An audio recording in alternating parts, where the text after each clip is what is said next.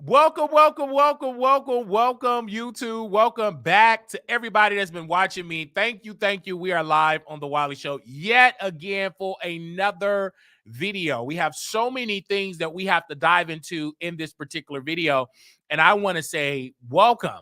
Shout out to my moderators. Shout out to the subscribers. Shout out to the people that's in the bushes. But if you want to comment, you have to be a subscriber. But we have a lot that we have to get into. We're going to get into it right now in this particular video. We're going to talk about on the docket on the first on the docket here. We definitely got to get into this, and I'm really not shocked at all. We got to talk about Bishop Whitehead. Bishop Whitehead was found guilty on all counts. The New York Daily News said this in a headline: Bling Bishop Lamar Whitehead convicted of frauds, including ripping off parishioner mom. Okay, bling Lamar Whitehead was convicted Monday of stealing life savings of parishioner mother and other fraudulent schemes at his Manhattan trial. Jurors found a Whitehead, 46, guilty of wire fraud, attempting extortion, lying to the FBI, and related charges stemming from 3 separate schemes after a trial that lasted just 2 weeks in Manhattan federal court. The charges carry up to 45 years in prison. Whitehead, a self-described mentee of Mayor Adams, who pleaded not guilty to all charges, could not immediately be reached for comment. The defendant was trusted by many in the community. He was the bishop of a small church in Brooklyn and a self-described businessman. He was a friend to the mayor of New York City. Assistant U.S. Attorney Jessica Greenwood said in the last month in opening remarks at a Manhattan federal court, the defendant abused the trust by lying again and again. He lied about how much money he had. He lied about his business plan. He lied about having influence with powerful people, all with the goal of getting money and property to fund his extravagant lifestyle. Whitehead, who ran a Brooklyn church called Leaders of Tomorrow International Ministry, targeted the elderly single mom of one of his parishioners, along with money lending company of a in a Bronx businessman. The defendant convinced this woman, who has spent her career working as a nurse, to give him $90,000 of her life savings. Greenwood said on February 26. He promised to use the money to buy a fixer-upper home that he would renovate for her to live in. And she believed that the defendant, a man who by the time had become a mentor and spiritual advisor to her son. The headline grabbing pastor instead spent the cash on himself, with the fund going to designer clothes and a BMW payment. As the victim's son tried to get back his mom's saving, Whitehead said in a text he was asking God to exact vengeance upon the man. A second scheme saw Whitehead threaten the owner of a auto body shop in the Bronx, Brandon Belmonte, attempted to extort him for $5,000 at the repair job. Prosecutors said Whitehead further lied to Belmonte to attempt to get his name on a $500,000 real estate deal, promising favors from Mayor Adams in exchange that could make them millions.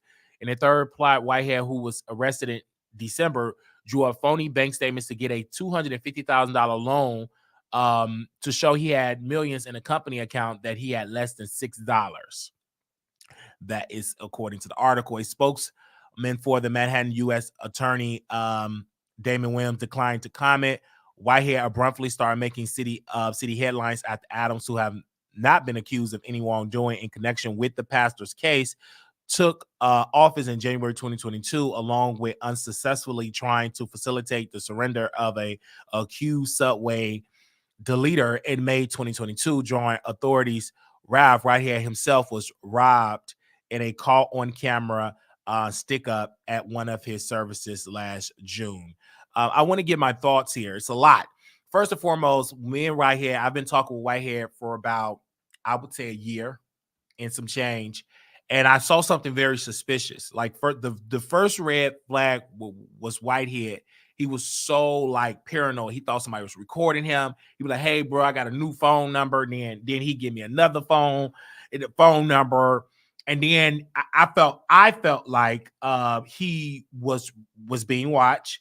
I was very careful on what I talk about with him on the phone. We didn't talk about the case, but I kept reiterating to him, "Hey, I would love to interview you," because I knew that he was going to be found guilty. I mean, you're going against the federal government. They have a 96% success rate of winning their cases if you go to trial. 96%.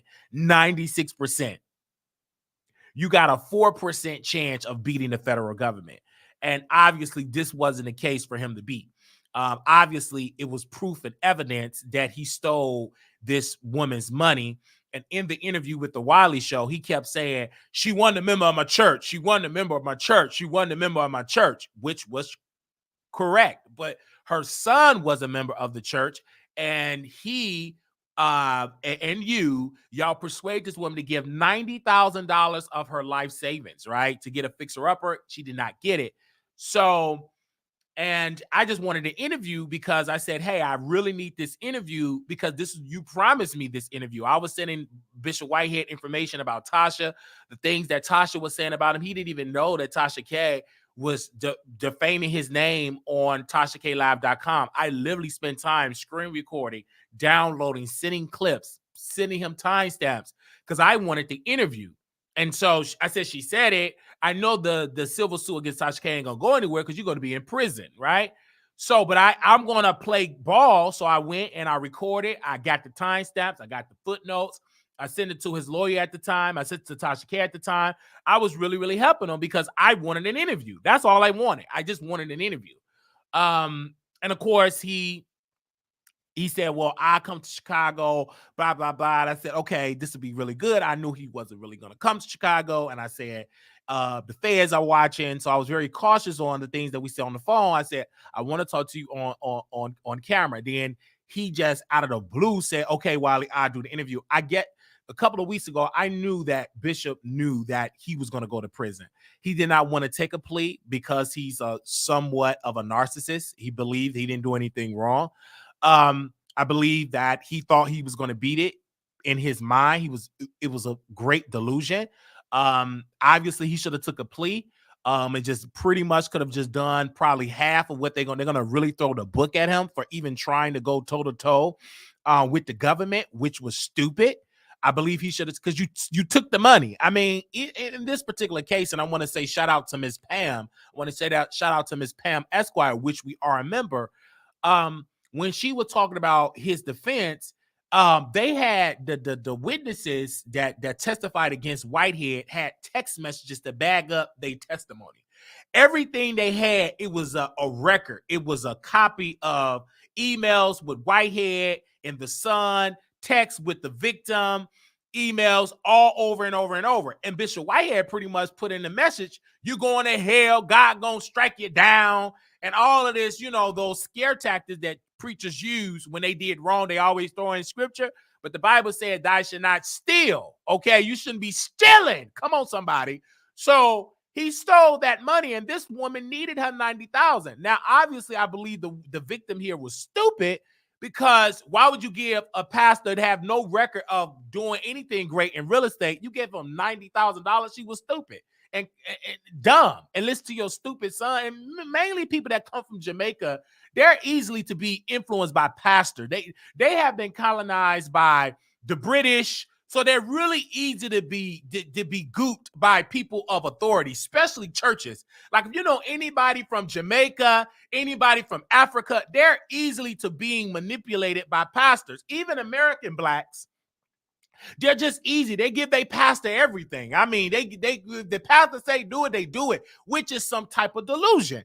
And that's a spirit that you can't think for yourself. Now, it is okay to be of authority of your pastor, but your pastor is not a financial advisor. Your pastor is not a stockbroker. If your pastor is not that. And you got to understand, your pastor is to come deliver the word, not give you financial advice in investment. It's like, come on. Like, and then if you want to give to your pastor, because the Bible said, know them that labor among you, you need to really research your pastor and to make sure everything is up and up. But the first thing I would say, people, if he can't get a thriving church, he's not a great businessman.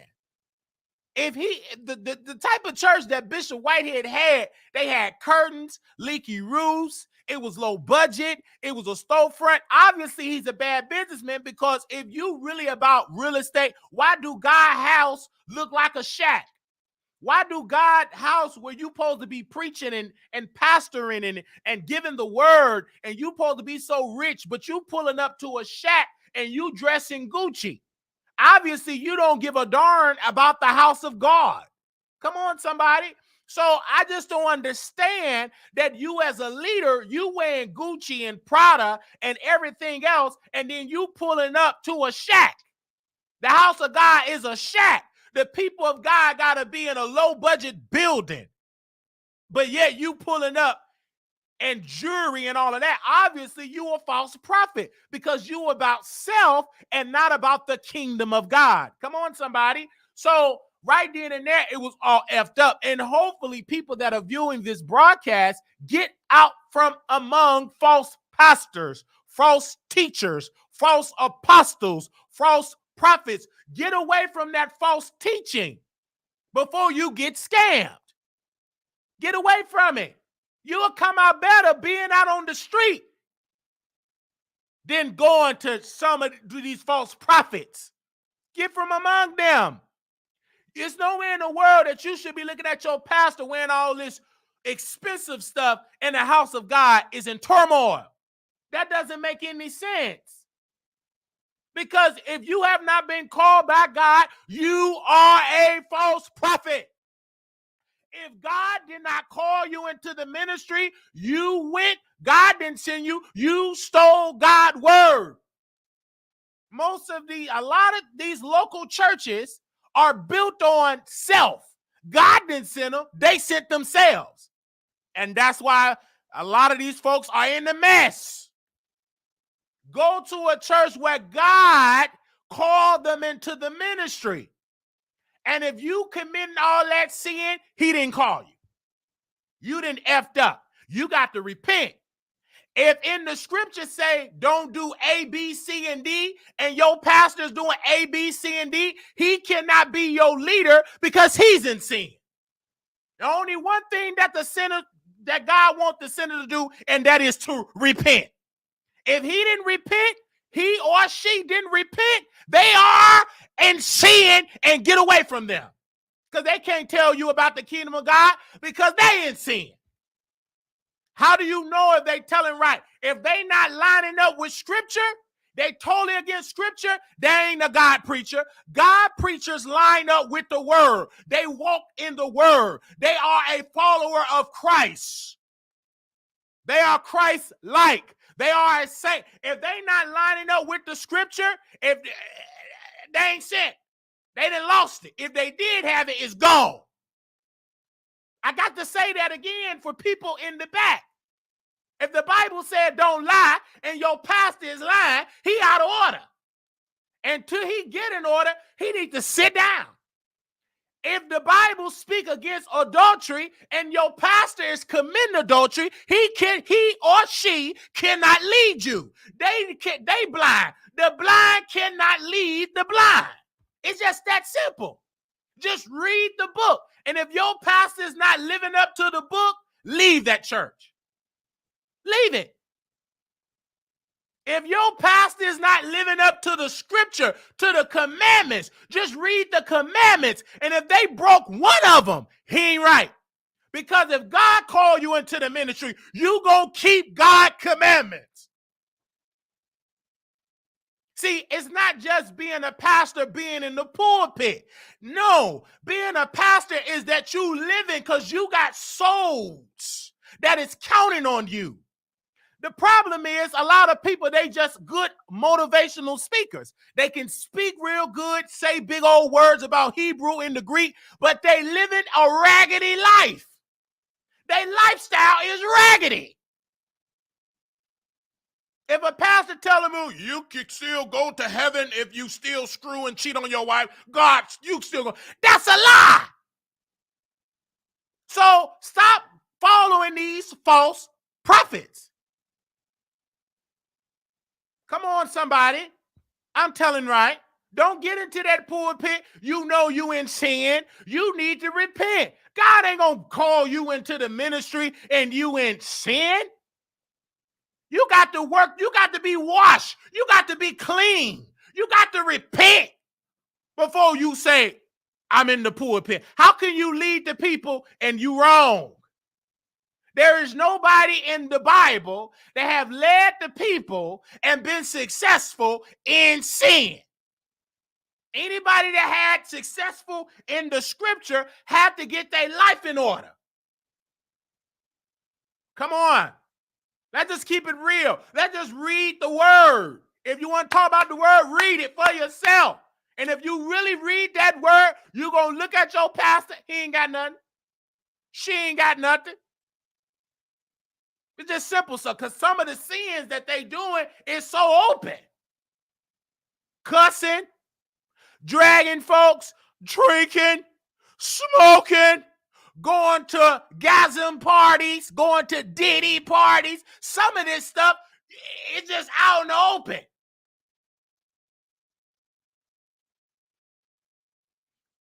So I'm not shocked that Bishop Whitehead is going to prison, because he did wrong. And there is no such thing with me even saying allegedly. He did that. He took that lady money and spent it on himself. Because when you look at the bank records, he only had about $6 in his account. Thank you, Ms. Jackson, Rhoda Jackson, for that $20 super chat. He lied. He lied. He lied. He lied. He got caught up in a lie. And what made him delusional, he knew he lied. But yet, you can't admit it because you a liar. You lied to yourself, and this is a dangerous person when you start believing your own lies. He went there with them glasses with no lenses on, sat in that courtroom, knowing you're going to lose that. Anybody with common sense say, take a plea. You did it. They had the evidence, baby. They showing up with boxes of evidence. His words and emails going back and forth where he is admitting of having the money. Did she get the house? No. Did she get the fixer-upper? No. She didn't get none of it. You took that lady money. You took it. Now you got to go to prison for decades. Now your children gonna grow up without their father. All because the father wanted to be a scammer. All because the father wanted to look good and wear all them expensive brands. First of all, how dumb can you be? You black, then you trying to be the next Malcolm X, and you a thief and a robber. You ain't gonna make it. You too loud. Wearing Gucci, bling, bling, change. You going down. You too loud and you doing illegal stuff. We got you. Now his wife had family have to rebuild. Now she got to explain to the children, your father wanted to be a scammer. Now they got to grow up knowing the bling, bling bishop. That's your daddy. He out of order because a good father will not bring that embarrassment to his household. Now he got to sit in prison. Hopefully he can sit in prison and repent. Then, see, this ain't the first time that the bishop been in prison. He should have repent. Who told this man to go to the pulpit? They should have said, son, you need to repent. You don't need to be in no pulpit. You still got sin, scamming sin inside you. You trying to pimp out the people. And you pimped out the wrong one because that lady needed that $95,000 and she sued him. You pimped the wrong woman out. You scammed the wrong one. Now you got to sit in prison, eat choke sandwiches, take a shower, cold shower, leaky pipes, mold on the wall. That's where you're going to be going. No more Gucci. No more Prada socks. No more chains. No more gold rings. It's going to be a jump shoot. And you going to, no more Bishop so-and-so. It's going to be number 852-446721812252 in C block. That's about it. Now you got to protect your backside. Now, when you take a shower, you just can't just drop the soap and bend on over in the shower like you can. Now, when you drop that soap, you got to watch your cheeks. When you drop that soap in that towel, you just can't just drop it and whoosh and let the water hit you on your backside. Now you got to watch, because it ain't just water that might hit you on your backside. A big old wide prison sausage might hit you back there on your backside. Now you can't show up in there with them greasy lips and them greasy cheeks. Now you got to protect your backside and your front side. You got to go up in there like this. Please don't take my innocence. I just came to dance for y'all. Now you got to protect it. Your cheeks, your thighs, your jaw, and your mouth.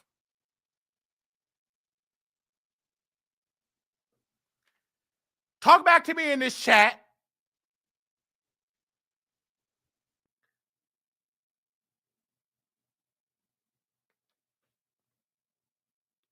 Bishop Lamar Whitehead, let this be a lesson to any false prophet. You're not going to be successful. You're going to go down. You'll come out better just being in sin, but y'all want to be in the pulpit and got the audacity to say you got members. You're going to pay for that. Get up out that pulpit and repent. You a false prophet. Half of these pastors that I know, they false prophets. They still screwing each other, flirting, humping, getting women pregnant, screwing men, young boys. You got another pastor, he's screwing young boys and got the audacity to say, the reason why I got these marks on my face is because I'm losing weight. I'm on a healthy diet. But the man giving people allegedly HPV, screwing young boys, 14 Levandre, and he getting sick, skin just seeping in. You see the bones. He's screwing minors, giving them viruses, allegedly. Gave one man a virus from Trinidad, gave him HPV, and that man gave it to his girlfriend. Gave her the HPV. Now she got bumps.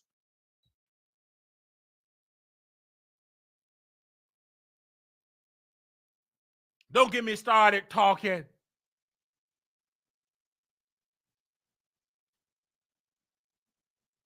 Let's move on.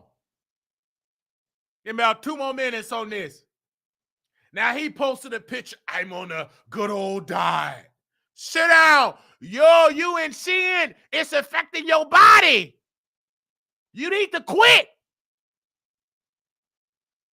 You need to sit down. You did wrong.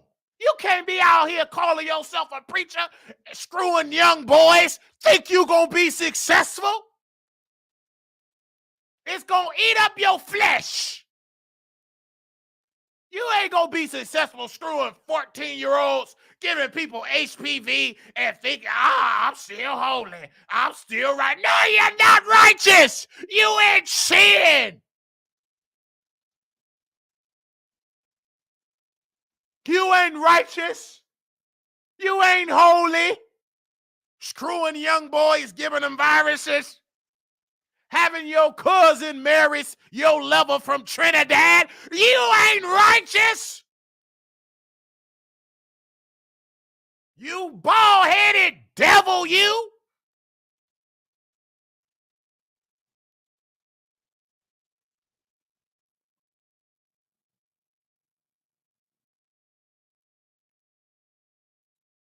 So, I I'm very passionate about this subject. But I'm glad justice was served today, that this man will not be able to walk free in this country scamming people. And I want to say thank you to the prosecutors for their due diligence, for bringing this criminal and really now this criminal, this thug will be off the streets. Let's move on to our other topic. Now we got to talk about Miss Draya. You know what? I want to say this, and we're going to get to our last topic here. Miss Draya is what I call one of the most beautiful, successful women ever. Because one thing about the woman is she's really beautiful. And she's 39 years old. She announced yesterday, about a couple of days ago, that she is pregnant.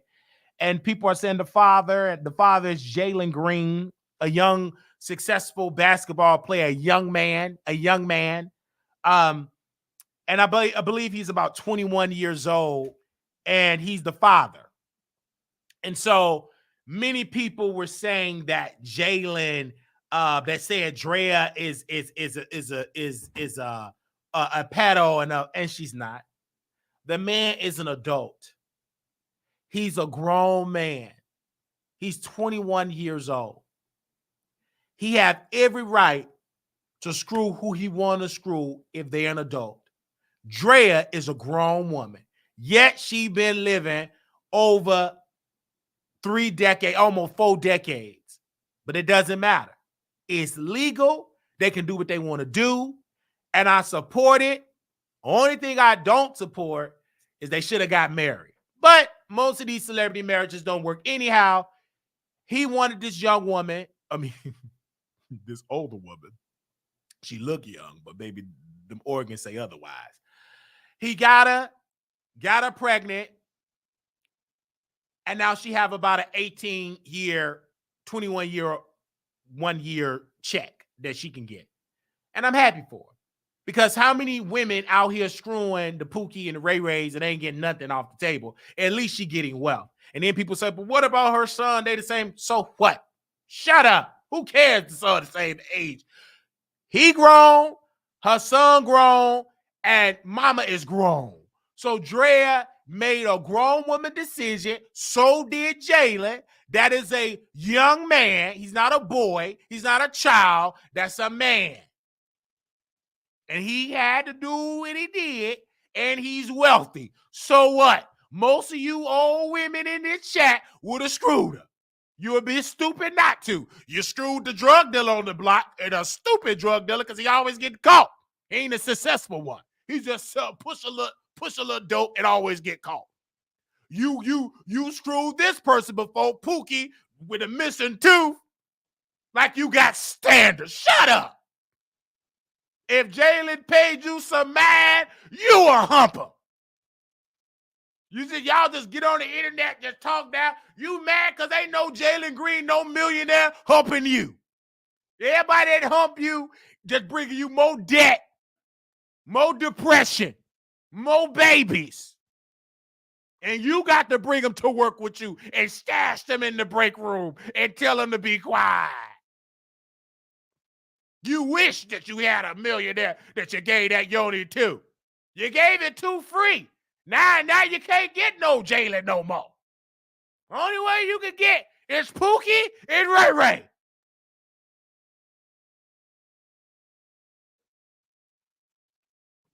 That's it. They mad at Draya. Draya, congratulations. You gave him that yoni. You got pregnant. You smart.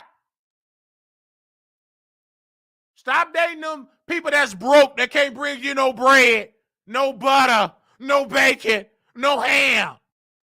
Only thing they can bring you more babies and more debt. Pookie and Ray Ray, that's all you got. And you mad because she used her looks, kept in shape, didn't get all them freckles on her face, dark spots, stretch marks. She stayed physically fit. She weighed on 500 pounds, breathing heavy, dark fingernails, crust, mold, dirty finger toes, toe jam. She kept in shape. And you mad.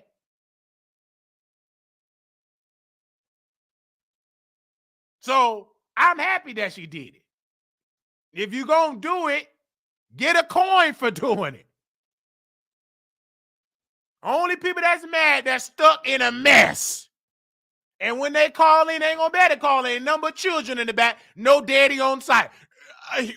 I'm going to be like, when soon they call in, I just don't understand why Draya do little babies in the back, little back. I said, what a father? Oh, even know. He in jail. I don't talk to him. He don't want to do nothing. How can you judge Draya and you can't even get your baby daddy to come take them little bastards to a basketball game?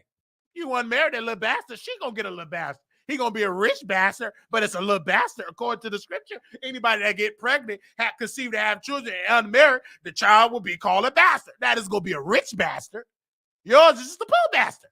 Section 8 bastard. Food stamp bastard. Medicaid bastard.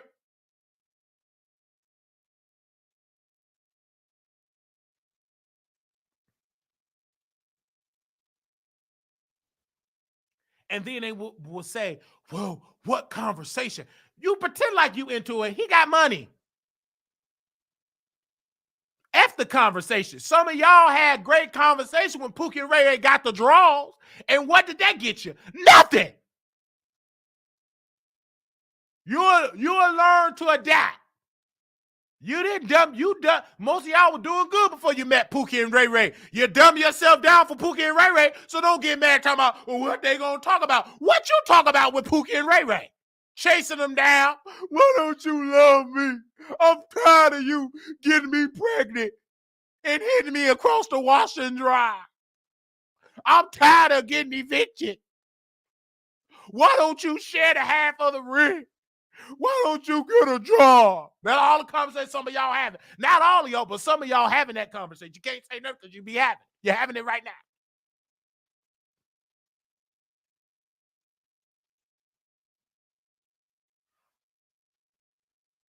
Right now, you got to work triples. Take care, baby. You don't know the daddies with an ass don't want to do nothing. You got to do all the work. And my heart ache for you. It really do. It really ache for you. It really do. It ache. I'm tired of seeing women, especially my black sisters, have to work triples and doubles, taking care of kids because they didn't get the kids by themselves. They didn't get them by themselves. So my heart do ache. It ache. Oh, do it ache. Oh, and I'm aching from a distance. And while my heart is aching, I'm thanking the Lord. Say, Lord, thank you. I ain't in that mess. Whoosh, gusha, ba, ba, ba, shata. Yeah, it's aching. But, thank you, Jesus, for peace that I ain't got that mess. Because that's a mess. I'm so glad I ain't got that type of. Yeah, I've been some messy situations. But that, I'm glad. Because that's a type of mess that follow you for the rest of your life. And I don't want that. I'm just saying. I'm just giving my opinion. I know some of y'all ain't going to like this type of teacher. I get it. I understand. I get it. But I got to be able to be me. Correct? Okay? Now, some of y'all do got kings to let y'all watch the Wiley Show. They working really nice. They working out in the gym. They set aside you in the bed. You living nice. A house paid off, rent paid off, car paid off, and everything. You able to watch the Wiley Show free. But some of y'all ain't got that. Some of y'all ain't got that. And I understand. I talk with some of y'all on the phone. I get it. My heart do ache. It do. Oh, it ache. Because I wish you didn't have that so you could donate more. But it's hard for you to donate more because you got 7 kids. This guy go to basketball. This one got to go to football. This one shoes. He growing. This one need a new coat. This one need new socks. That's why you can't hardly get to the Wiley Show. You got about 8 kids. So it do 8. So my prayer is that you do get a good husband that provide for you to free up your bank account so you can get more to the Wiley Show. I got to say it. I got to say it. That's why you can't really go and give and go to Vegas. You locked down with all them children. You can't go.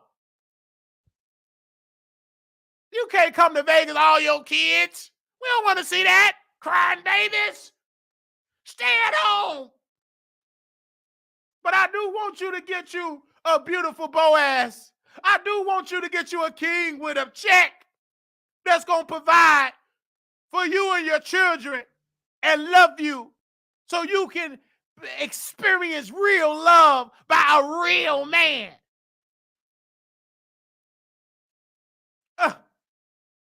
I am praying for you so you can give more.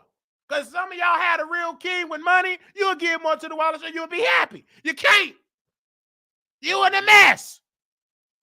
You trying to rob Peter to pay Paul.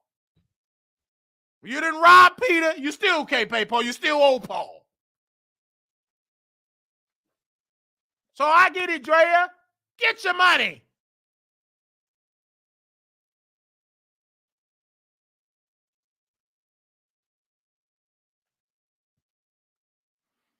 Jalen Green, he got money. When you got money like Jalen Green, you can screw who you want to screw.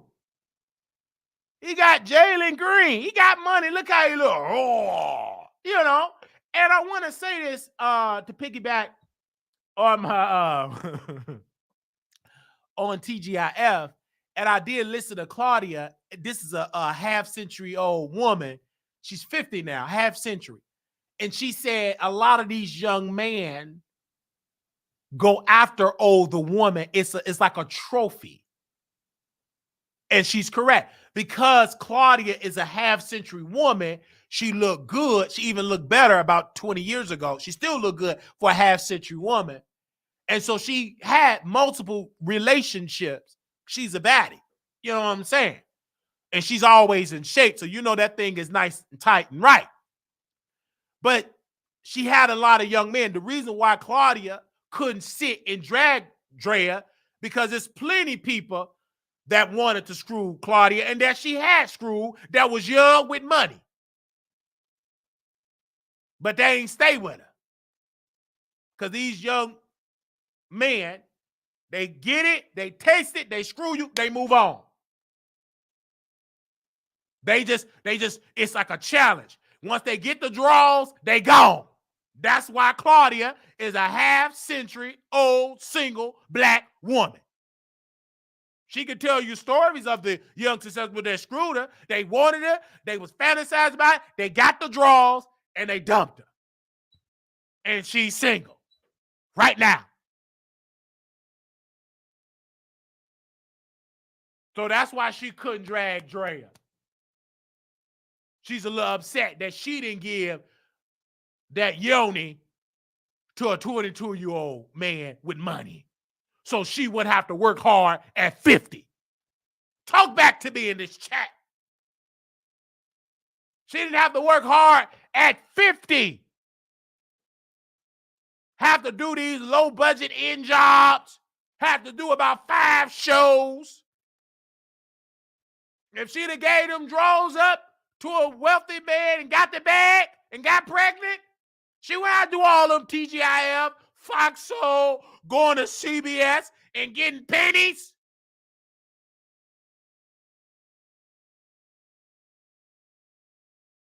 She should have secured the bag. That's why she on the internet with broken internet equipment. She have many regrets. She should have gave them draws up to a young, wealthy man. Now she 50 gossiping about people that did it right. You don't see Draya on TGIF working on 5 different shows, getting pennies. You don't see Draya up in front of no green screen, then got to go and book another event, then got to hop on planes, go here and go do these interviews, go promote these white folks.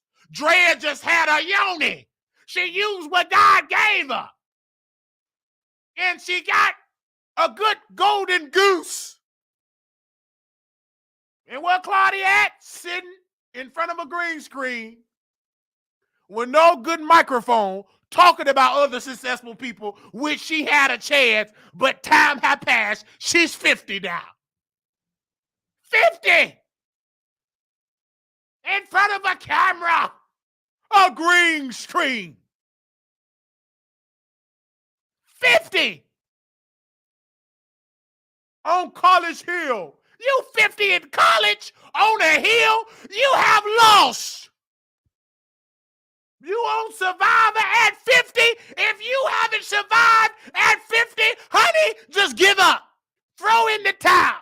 Just throw in the towel. Give up. You have lost. If your career is, I'm on Survivor at 50, damn it, if you don't know how to survive at 50, throw in the towel. Go work at Walmart. Go break down some boxes. Go buffle some floors. Go put a new trash bag in the can. Go work at Amazon. You mean to tell me you've been in Hollywood for 50 years and all you can show I'm on Survivor? If you haven't survived at 50, give up.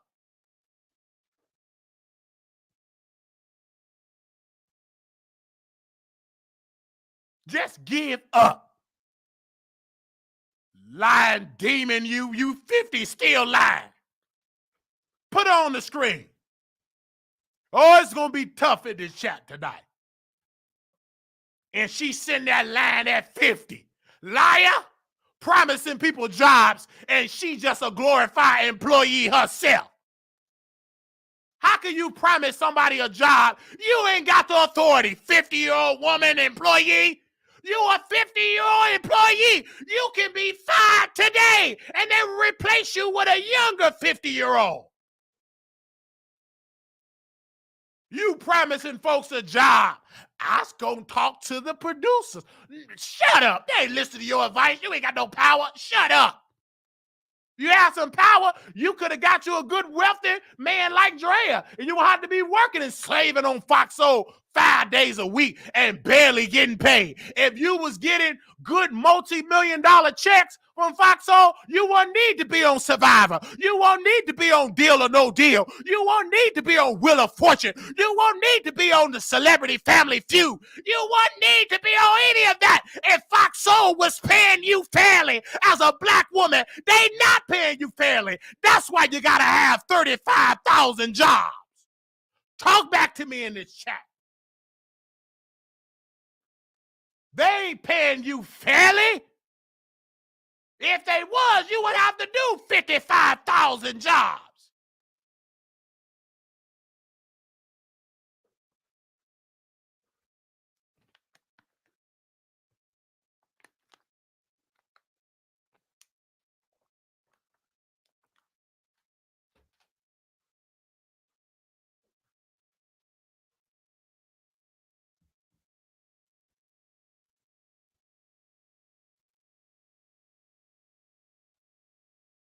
All right. How y'all doing out there?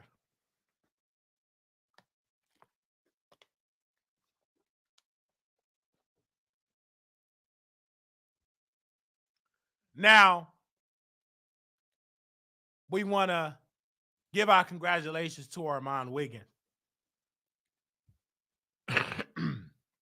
Everybody was hitting me up saying, are you upset? Or someone said, check on Wiley. Thank you for checking on me. I got a report for you. I feel good. I spoke life into this brother. I posted on my website that he was going to get the position. I did that because he wanted that. And his prayers were answered. And I'm glad that I spoke life into it. So officially, it was announced today that Armon Wiggins is the official co-host of TGIF. And I'm happy that we talked about it months ago. And I thank those that have been sending me messages saying, Wiley, you called it. I want to say thank you. I wanted him to get it. because he's deserving of it. He moved to California, got veneers, put his body at risk, and he got the position. And I'm happy for him. I'm so happy for my brother. Is I'm going to sit here and kiss his butt every episode? No. Absolutely not. But what I will do is power in the tongue. It's power in Wiley's tongue. That's why I said in the next 3 months, a millionaire status for Wiley in the next 3 months. I'm going to speak it. I spoke that in that brother. And I didn't just start speaking about Armon Wiggins. Now, I know he going to give it to, I was on a fast for drinking. I get that.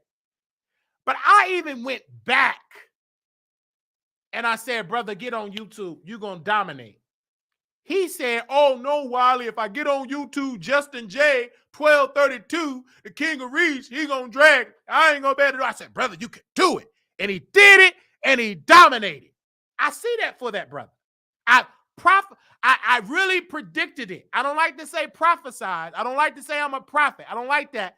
But I know I predicted it. I spoke life into that. I would give it to, I was a motivational speaker. Now I got to continue to motivate me. All right. And I'm so happy that he got it, you guys. And people will say, Wiley, I feel like you obsessed. I feel like you jealous. Well, let me correct it. I manifested something for this brother, and he got it. So why could I not brag about my manifestation for that brother came to pass? And I also manifested for myself that we was going to get 30,000 subscribers. We got that.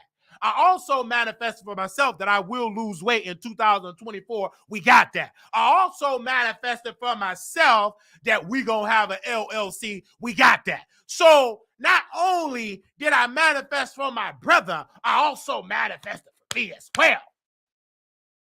So again,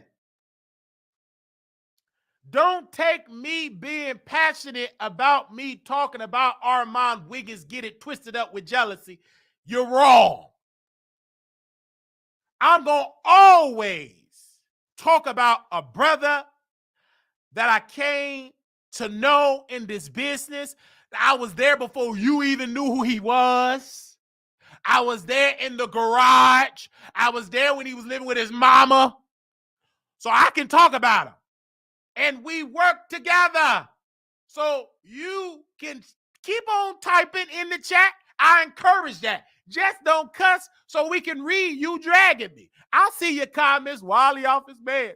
Wiley is delusional. Check on Wiley. Oh, he's so jealous. Get him restrained. Oh, all that. I see all your comments. It don't bother me because it's a lie. It don't bother me because it's a lie. Why you think I don't go back and forth with y'all in the chat? Why would I do that? I want you to comment. I'm not going to go back and try to defend and go back because you try to prove that I'm telling the truth when you lie.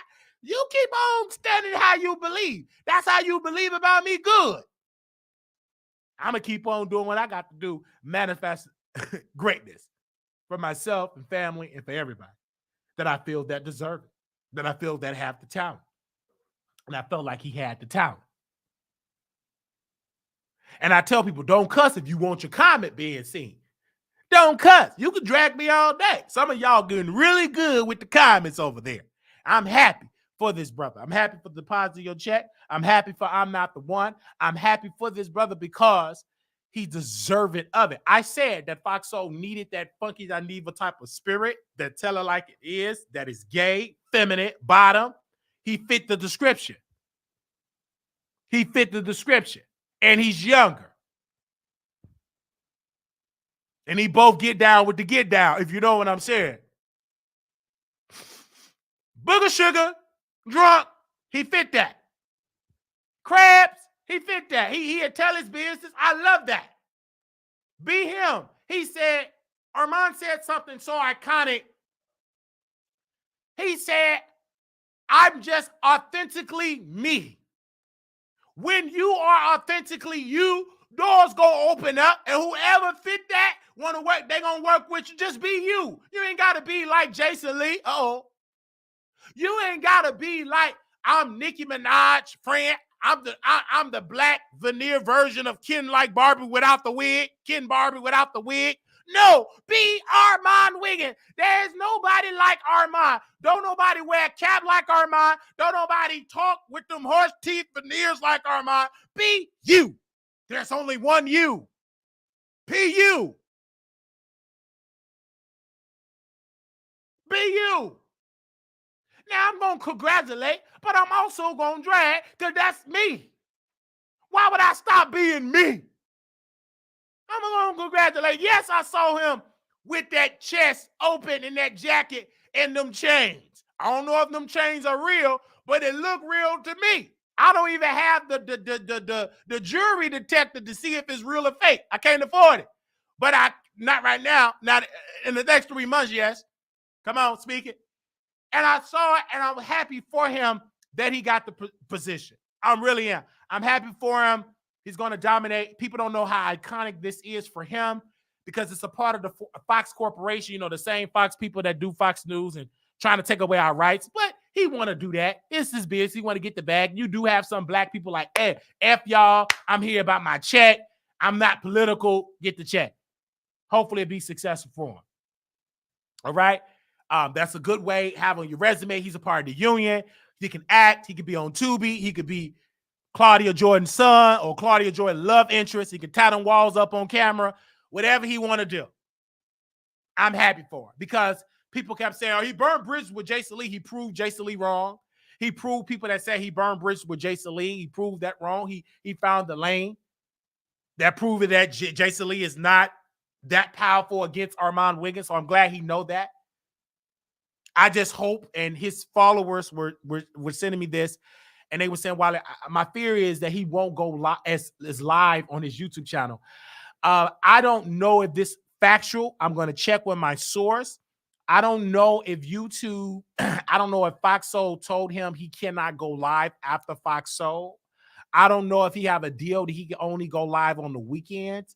I don't know. We do hear some things that he got paid a nice salary for this position for what he think is nice. But I've heard that he can't go live like that while he's on Fox. So I don't know how true that is because he does a live show. So I don't know. I will have to check into that and check with my source, and we'll talk about it on waterthetroll.com. We'll break that story. But some of his supporters, because I talked to a lot of them, they said, you know,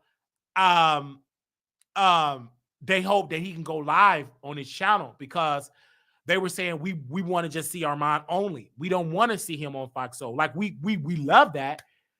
Not that they don't want to see him on Fox Soul. They don't want to feel abandoned from Armon, like him going live or what they're accustomed to. So, but I was telling them, you have to be willing to deal with the change of Armon, with the new spirit, the new time, the new season of Armon.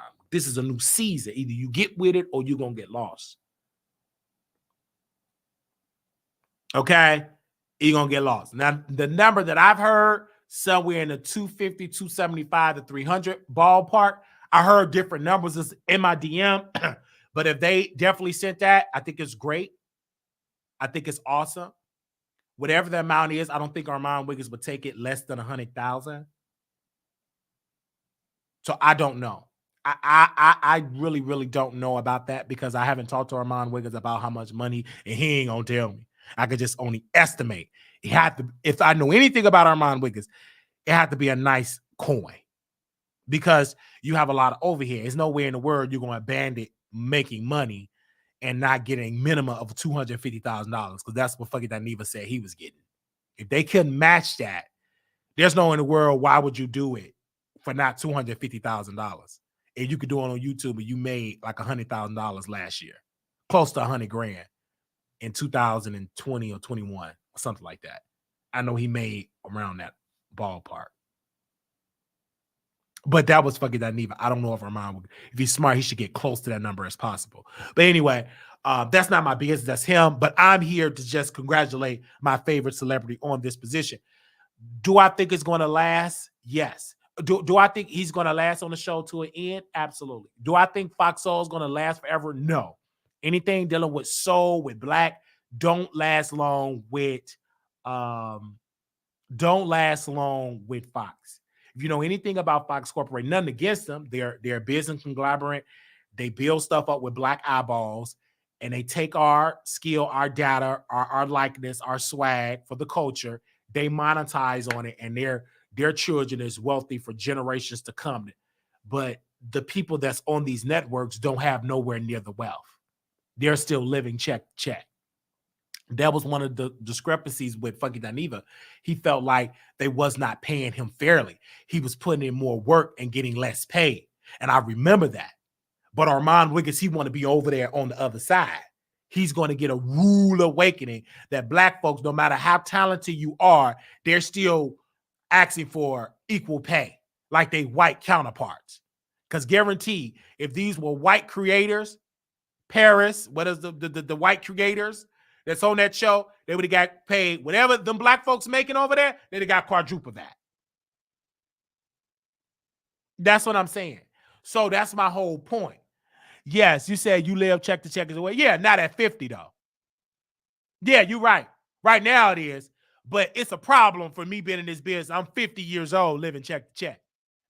You know, at 50, no. At 50, I'm gonna be wealthy and solidified. Most of my business, baby. I'm not gonna not at 50.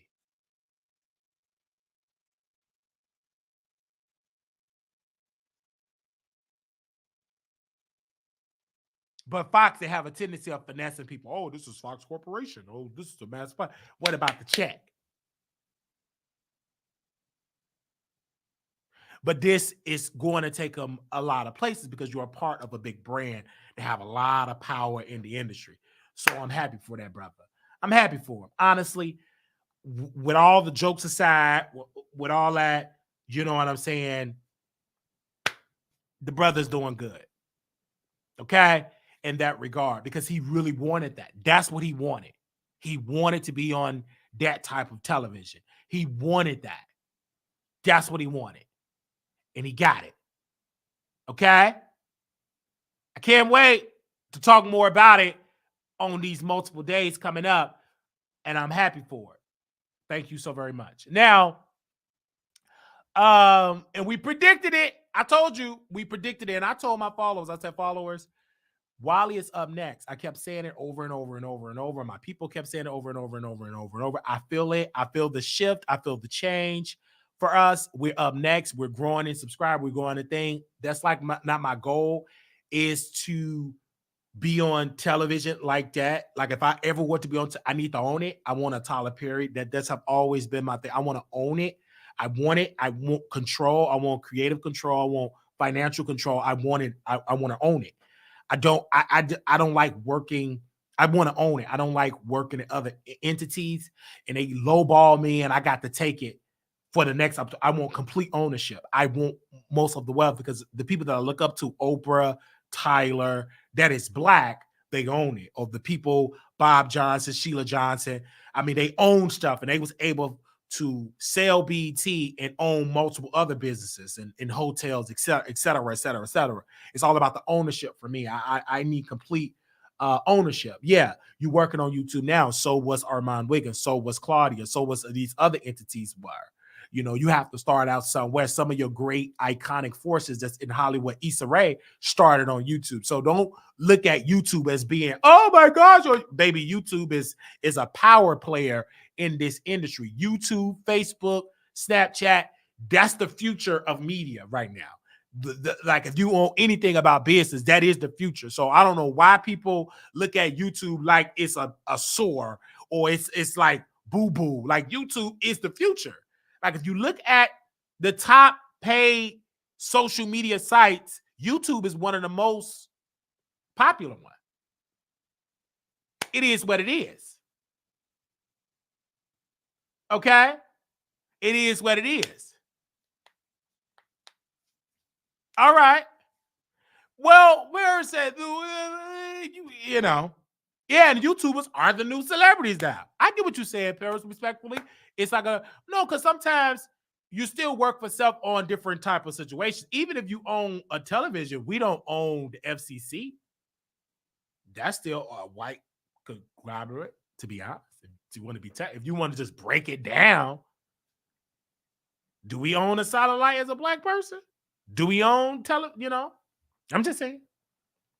So it's nothing wrong with that, but complete ownership, get as much as possible. And shout out to people that developing apps, that started on YouTube, developing apps and starting their own thing. I think it's incredible. I think it's incredible having as much ownership. Like, I love looking at the celebrity, the comedians, where they take their own special, then they license it to Netflix. I love that. I think that's iconic. I love looking at Country Wayne and these great content creators funding their own skits and getting multi-million-dollar deals from Facebook, getting millions of dollars per month, just putting together a 5-minute skit. I think that's incredible. Like, that's the new way. That's one of the ways. It's not saying that's the only way, but that's one of the ways to make a coin. But we will open up the phone lines for those that do want to call in. We are at our hour. And now we're going to allow the public to call in to give their comments in this particular segment. We also want to give a special shout out to Miss Stacy. We did get a lot of emails for her coming on the Wiley Show. We want to thank Miss Stacy for coming on. Kev on stage. Yeah, he got the BET Plus deal. So it's a lot of creators that's really, really doing it. And I think it's iconic for Black creators to get the money. You're supposed to. I mean, most of our people is making social media where it is today. And I'm talking about Black people. So why not Black creators be on the forefront of getting the big payday? I'm going to put the number on the screen here. 972-674-9462. 972-674-9462. 972-674-9462. For those that do want to call in, for those that want to contribute to the Wiley Show, the Cash App $ Marquise Wiley 28, Zelle WileyShow@gmail.com. For those that do want to contribute to the show, definitely just. Okay, we are live. Hello, you live on the Wiley. Oh, hello, you live on the Wiley Show. What up, Icon from New York? Hey, Wiley. I just want to say thank you so much for going live. I was a little bored. I was over on the other app, but you came live, so I left that app to come over to you. But I do want to say this. Being from New York, and I am an icon, Mr. Whitehead, because I'm not calling him Bishop, you shamed New York. How dare you? And then you didn't take the plea deal. Deep down in your soul, you knew you were guilty. They're not going to go light on you, Mr. Whitehead. And plus, that daggone Larry Reed knew something, and now you look a fool. Absolutely. To Larry Reed. Absolutely. And Larry, the son called Larry Reed. The son, the woman and the son.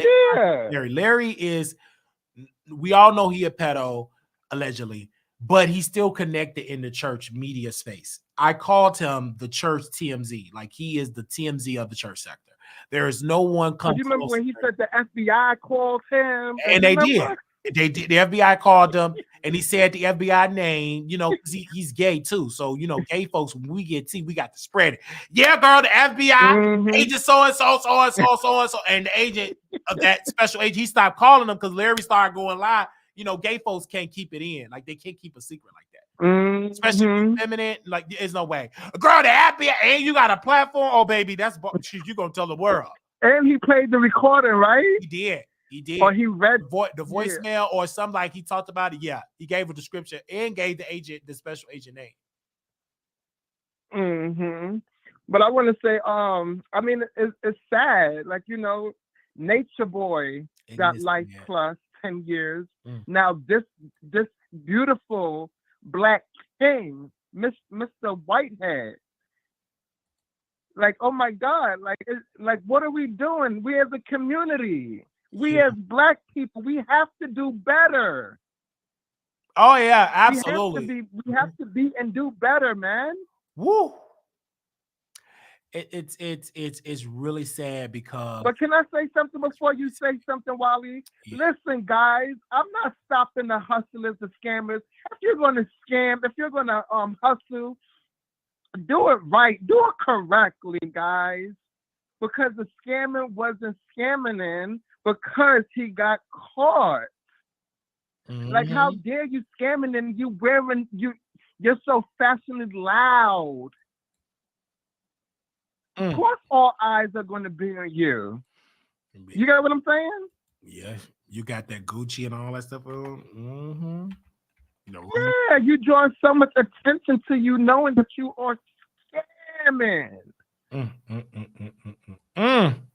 Child. And it seemed like Larry Reid was getting jealous of him because I believe the comment. Larry Reid probably gave up his name. I ain't no problem. He did that. Allegedly. Oh, he did that.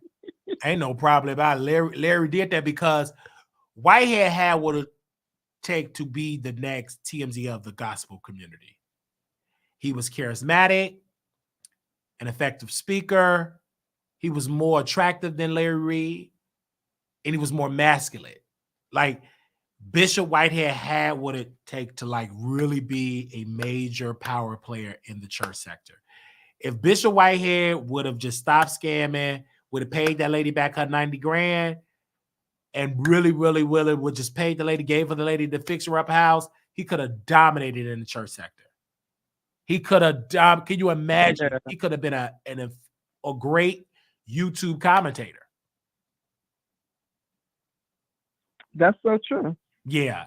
And but do you think they really going to was 45 years the max? I believe like the max he could face up to 45 years. I believe a good solid could you give a rough estimate how many years? I think probably he would get about 20 years or more. Wow. I believe he get 20 years. Wow. That's I think crazy, if he would have took a plea, he would have got less. He probably would have got a solid like 8. Yeah, he would have got way less time. But because he 8 to 10 taxpayers' money, the federal government had to go toe to toe. They're gonna throw the book at him. And you know the old lady, so you know they're going to teach him a lesson. Yeah, and then she's gonna give her victim statement. She's gonna cry, blah blah blah. Yeah, he's gonna get a little over 20 years. Do you think someone might make a documentary about this? I think so. I think someone will make a documentary about it, and I'll watch it. I think it's needed. I think Bishop Whitehead, unfortunately, because he was trying to be this public figure, he was trying to be this public figure, this activist type of pastor, but he was scamming, and then he didn't know the power structure in New York that is against powerful leaders. You're going against a system that took out Malcolm X, that literally called him evil. And if you go back to Brother Malcolm in New York and read them New York papers about Brother Malcolm X, it was just, and it was preachers, Black preachers, that was scared to even bring Brother Malcolm to even have his funeral in their churches because they did not want to get the pushback from the power structure during that time. And that same power structure still exists. Same game, yes, it does. Players. So if you're up there trying to call out the system, you better make sure your closet is clean. And Brother Malcolm's closet was clean because the FBI came out and they said that he was a saint compared to Dr. King, because they wiretapped everything. And so with this brother, he got recorded too. Bishop Whitehead, the victim's son, recorded him. The FBI gave him devices. You're going against the FBI. Have you not researched the FBI? Okay. And that's what baffles my mind when you're trying to go toe to toe with the FBI. When they come after you, they already got you. Most they already got. Now, sometimes the FBI did get it wrong. We know this. We know the history. Some people have went toe to toe with the federal government. But that's a small percentage. But that's a small percentage. But if you know you out here scamming, you didn't get that lady her fixer-upper. You and Bishop like to talk. So they got him on recordings and everything. So it was just like and then them financial records, baby, it tells the story there. Like you can't be up here making fake bank statements and then your real account $6. Like you And I won't go believe there. I believe he's not the only one doing that. Of course he's not. He's not the only one doing that type of financial scam. There's plenty white people that does the same scam and get a tap on the wrist. But it's their system. It's called white collar crime. What's the first word before they say color? White. Okay. That's for them. White collar crime. And I love watching those movies and series. Right. And there's no shade. That's their system. Like you're not, you're trying to play their game and you're going to get played. It was a black woman. She was getting people like houses. She was paying it or whatever, really messing around with the numbers, and they got her. What was that black woman? She used to have people get their credit together, and she went down, got years, and then the banks were doing the same fraud. They knew about the fraud, the banking system, and she got they said white collar, not color. No, I'm gonna say color. Yeah, I know what I'm saying, but you gotta be woke to know what I'm saying. It is white color, because if you try to do what they do, you ain't gonna get it. The white, like, let's make it clear. This is a white and black thing. So when you think of that type of crime, it's white people that does that type of crime. And then black folks try to do that same financial type of crime, they get the book thrown at them. But white people does the same crime. We're gonna let the taxpayers bail the banks out. They committed fraud too. They got a tax. And why we cannot? The taxpayers, we paid the bankers. They were doing fraud, giving people loans that couldn't afford it just to boost up, and they messed up. The country is on the brink of falling, and you know what the feds did? No problem, banks. The taxpayer is going to bail you out. But if you black, you going down. If you like Bishop, to be technical, Bishop Whitehead didn't do nothing different than what some of these payday loans, some of these other people, these corporation does to folks, and they get a slap on the wrist if they get a slap at all. But go ahead, Icon. And Wally, don't forget, because I just rewatched the series today on Netflix. You remember Anna? Oh yeah, Anna Dovey. Yeah, the one that she had the billionaire father, and she had her friend use her company card, and the friend, the American Express, Express, like that one. And you see how she was able to get away from that scam for so. Can you think a black woman? She almost got away. Almost, yeah, she almost got away. Look how much money they were just giving this woman, because she had the complexion to get in them spaces. You think they would have had She had the complexion, she had the attitude, she had the fashion. Yes, she played the game. She knew how to talk that, and they were just giving this woman money. They was giving. But if it was a color folks, they would dig. They would even if you qualify, if you try to go in them same bankers, you still get denied. And you qualify. You got credit, you got the capital, you got the collateral, you got everything. You still get rejected. This woman, they had nothing. She had a great story. She talked good, looked good, and she was scamming hotels. She was scamming everybody. And the gag is one of her friends found the passport and noticed that wasn't her name. Yeah. And she was able to goop all those so-called smart people that supposed to be so smart, and she was big people at that, top of the line people. Yeah, top of the line people. But because she looked like, oh, this is my daughter. This could be my daughter, my sister. Oh, we're gonna get, man, if there's a black woman, young, doing all that, deny. I said no. So it's when Bishop Whitehead went down for this. He's not the first black person to go down for fraud.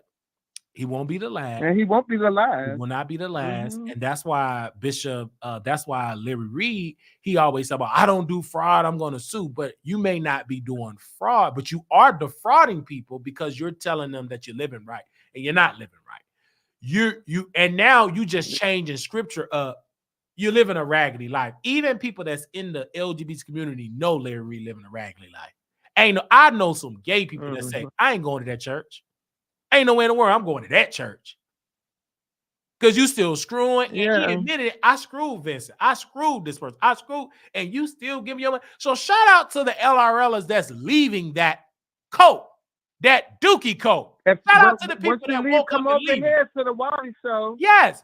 It was a sister. She said, we accept you over here. Right. We'll welcome you. She said, I left that coat. Open arms. Left. It was an older, because his audience, older Black woman. And one day she woke up and she unsubscribed and she left. That's his target base. Older Black woman, single, don't have a husband. You get gooped. Like this woman. She didn't have a husband. She was single. You was able to get gooped. You know what I'm saying? Mm-hmm. I just like. And I watched one of his videos that he did, and I pay attention to detail. This is Larry Reed I'm talking about. And he said that he got all these gifts, all these birthday gifts. So he was opening his birthday gifts, right? Mm-hmm. Come to find out, he purchased those gifts. Yes. 98% of those gifts he purchased. Yeah. So he made it seem like, oh, people sent me gifts. You purchased those gifts, and then you unboxed them, acting like you received gifts. It's a part of the scam, like, that was so fake. Just like when them credit repair people, it's this dude, right? He's a very attractive guy. And he look good. But he'll be up in the DM. Hey, while you get your credit together, this was like a $1,200 special, but for you, it's $500. It's a scam. If it's too good to be true, where's all your success stories? Where's the real ones?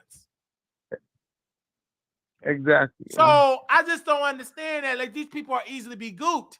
And they're usually like gooping and groping single, obese Black women. That's their target base. Most of them ain't getting it in at home. They just look at the people that's getting scammed and gooped. Obese. There's a lot of them. Big old arms, big backs. Low self-esteem. Low self-esteem. Just watch the people when they go live. Look at them. No husband, no leaders, no head of household. It's just them, and they getting gooped. Unattractive. Diabetes, high blood pressure. Not diabetes. They got some diabetes, they got it. So, and they getting gooped. And I'm looking at these people, and I tell them, they be on Facebook. One of my friends, they said, Wiley, you really can get into the ministry and you could be effective. I said, yeah, I'll be wrong, though. He said, what you mean? I will be wrong. It's this preacher, Pastor Anderson, Tom Anderson. He got a relationship. This is why they don't like the Wiley Show. He got in a relationship with this other dude. I'm about to spill some tea here. This is all in Atlanta. Okay. Let me make sure I get their names right. So I started spilling some tea. So Pastor Tom Anderson, he was in a relationship with Jordan Spills. He's supposed to be a preacher. So Pastor Tom said, I'm going to reopen my church. So he reopened his church. The ministry ain't growing. Other pastors mad at him, jealous. Then he going to try to expose the pastor that he's sleeping with. Jordan Spills supposed to be the guy. They supposed to get married and all this stuff. I said, it ain't going to work. Why it ain't going to work? Because Pastor Tom is a whore. He like men. He be flirting with some of my subscribers that they send me the information, my male attractive subscribers. And so Jordan Spills, we getting engaged. This my boo. Jordan Spills look good. He do his mini service. I share him on my Facebook. Now, they was supposed to move together. Pastor Tom cheated, slept with another man. You know the gays. They gonna cheat. It ain't too many faithful gay couples. So you get that, especially men. So now he on Facebook 2 days ago saying, ring for sale, size 10, starting price $850. He gonna sell the ring. Oh, he gonna sell that ring. And also they was gonna get a place together, a 2-bedroom together. He cheated. Pastor Todd cheated. Then Jordan on Facebook said, anybody want to come and live with me, be a roommate, serious inquiries only, and college part, hit me up. So I hit him up for research purposes. I would love to be his roommate. If my lease was, I'd have been right there. I'd have loved to hump that. Anyway, so I hit him up. He said, but I really need a roommate right now. I really need the money right now. I was like, oh, yeah, if he was dependent on that Pastor Tom income. So I can't do that right now. But if that room's still available in the next, in June, I'll be your roommate, baby. You ain't got to worry about me cheating. We could do a little ministry together. A ministry together. Yeah. All right. We can get to know each other in the bed. Or once in a while have something special, as an add-on. Yes. In the bedroom. So I knew this gonna happen. I'm like, in Atlanta, that's like ground zero of that. And there's nothing wrong. Like even the other guy, oh man, the guy that's in the gay church in Atlanta, he's a huge adult entertainer. Cash. He's in there saying, oh, okay, Rico X. Yeah, Rico X Cash. I love the Lord. I'm going to get baptized. He still drink, still smoke, still screw. And the only reason why he got in church is because he got the 3 letters. That's about it. He got the 3 letters. He got to take pills for the rest of his life. Now, I don't want to die this way. I want to get spiritual. But yeah, in that particular church, you can still screw, smoke, snort, screw people in the church, out of the church. You might come out better, just continue to be an adult entertainer. And he's very attractive. I just was watching some of his videos. He still promote that lifestyle to get people to come to. Of course, they're gonna come to church to screw you. Of course. That's on the front. That's on the front end promoting the. That's on the front end, the church stuff. But on the back end, we don't know what he's doing. On the back end, you trying to screw people with real money. You know, people that come to church, they got money. Mm-hmm. So you know what I'm saying. Yeah. You're gonna get a church, and Bishop, he gonna ordain you, get you a church, and it's gonna be packed with bush queens, trans, drag queens, adult entertainers. That's a good audience. You can't forget about them. That got a disposable income. So I'm just saying, I see how this game is being operated, and this operation is going on right before our very eyes. And so back to this situation with Pastor Tom and all of these pastors and these preachers, it's a lot of people in the gay community that say, I want to be a pastor. They still screwing. Adult entertainer, but like the young man that said he delivered, I knew. But I will never stay in the moment because you're new. Then I went on his Facebook. He had a party with none but LGBT people. Happy birthday to you. You sing it happy. Happy birthday to you. And then who, Andre? You know what I'm saying? And then after the party, drop it low, girl. They dropping it low. They screwing. What? They smoking. If you said you delivered, this is how I can know you truly delivered.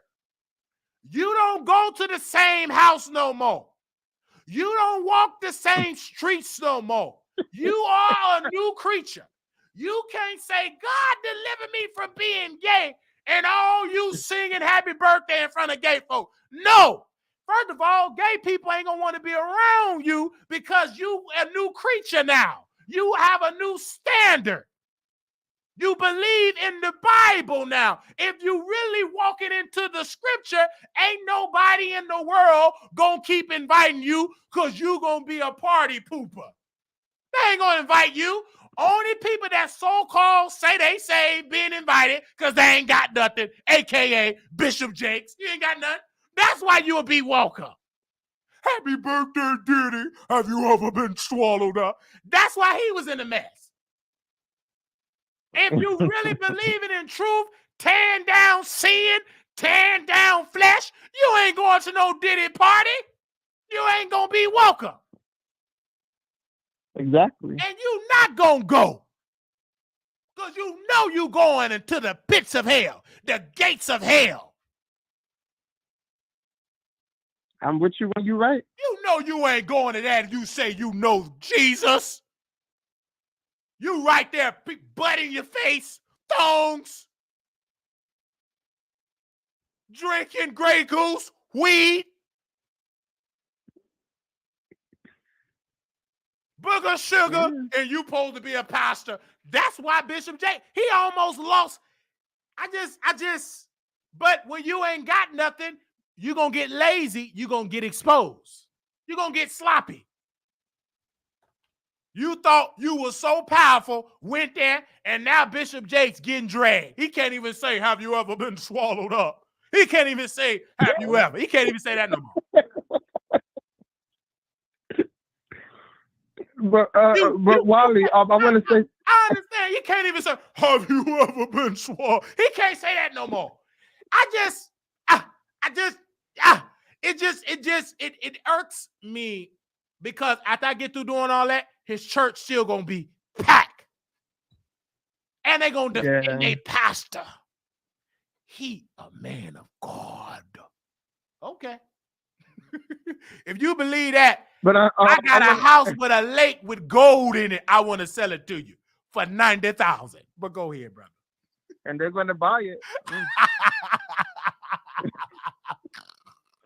But I want to jump back to Mr. Whitehead. I believe that it got worse for him because he's an attention seeker. He was just too much in the spotlight on social media. Do you think that's why it picked up heavily? Absolutely. Because your attention, it's like he's not low key. You got to be low key when you're doing stuff like that, right? Right.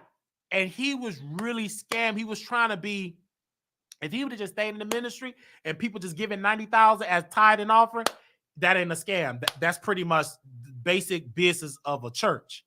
If your church established right, good. But when you're trying to say, hey, sister so-and-so, I can get you a fixer-upper. Give me $90,000. And you know you ain't gonna get, and you ban all, that's a scam. That's fraudulent. Then what messed him up before that, he started doing bank rep. You know, once you start going in the news and all, you got to make sure your record is clean. Exactly, because people are going to be there again.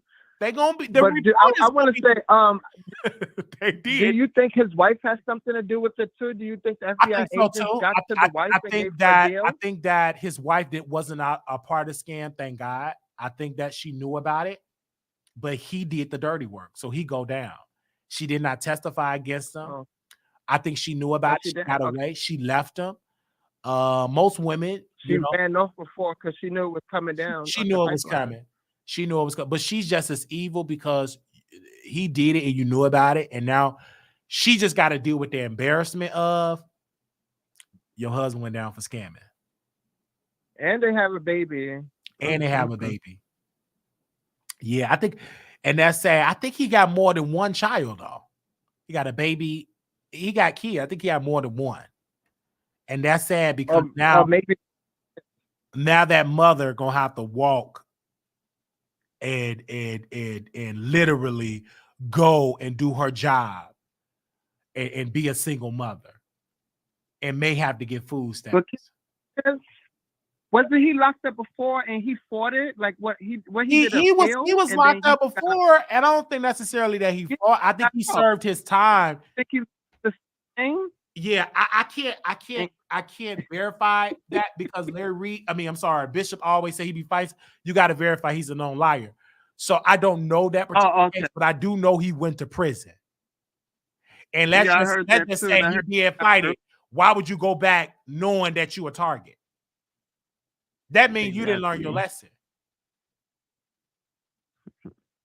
And it's just like he did it. He just did too much scamming. Like he just did. You could scam so much and it's just over. Like, and then he took somebody church, tricked them out of their church. I mean, in Brooklyn, I heard. Yeah, it was just like he just did a lot of scamming stuff. Took the church and tried to preach in the church. Took the people church. because they trust. And then he's flat, got money, big money. So people probably scared, to because he talk got up on that because facade, and he really don't have that. He couldn't even afford exactly. But they legal defense at team. times. Yeah. Mm-hmm. But yeah, can I jump on this TGIF? Oh yeah. Go ahead. So yes, the Wally show was right. Hashtag the the troll.com, WallyTheTroll.com. You announced that this Armon Wiggins person was the official host. Absolutely. And I applaud you for that because you keep it real. Like you told the street before the street knew. Absolutely. So yeah, I also want to say this.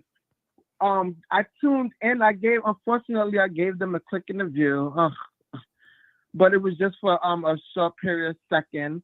I just want to say, Claudia, my darling, I know you're in the bushes. Please drop down, drop down, drop down. The look today was not given. The face was not facing. The hair was not hearing. The dress was not dressing. Your overall look was a 2. Like, she looked horrible today. Did she do her own? Okay. Well, she don't have a man to tell her that though. She looked horrible today. She didn't have a man, and Claudia I believe she's overworked. And I'm not coming for women. I'm just keeping it a buck. She come for me. So yes, I am coming for a woman, and I'm coming for Claudia Jordan, Sister Jordan. That's a mother. She's an elder, but she made some very bad mistakes. She's 50 years old, still got to work like she's in her 20s. And she's not being paid fairly. And she's depressed. She couldn't go out like Funky Dineva and leave because she have no other talent to do it on her own. Funky Dineva always he could do drag shows for the rest of his life and make money. He could go in ballroom and try to do and pretty much could dominate in ballroom. He could do so much. He could put on wigs. He could be a woman impersonator for the rest of his life and make a nice piece of change. Claudia have to work in the Hollywood system, and she knows she cannot say they're not paying me fairly or they're gonna whiteball her. Because we love saying blackball. There's no powerful black people like that in the industry like that, unless you Oprah Winfrey or and Tyler Perry. But she don't want to be whiteballed. So she just takes it. Because fucking Dineva said he did not like to work all of these extra days and the check is not growing. Now her check has not really grown like that. If you really ask this woman, and if she's honest, and she tell you her salary, you'll cry when you look at the white people that does online shows on networks. You will cry. So even when she took off for a week, she was on the Breakfast Club, right? Yes, still promoting other stuff. She didn't get the Breakfast Club position because the Breakfast Club would have paid her more. That's why she wanted it.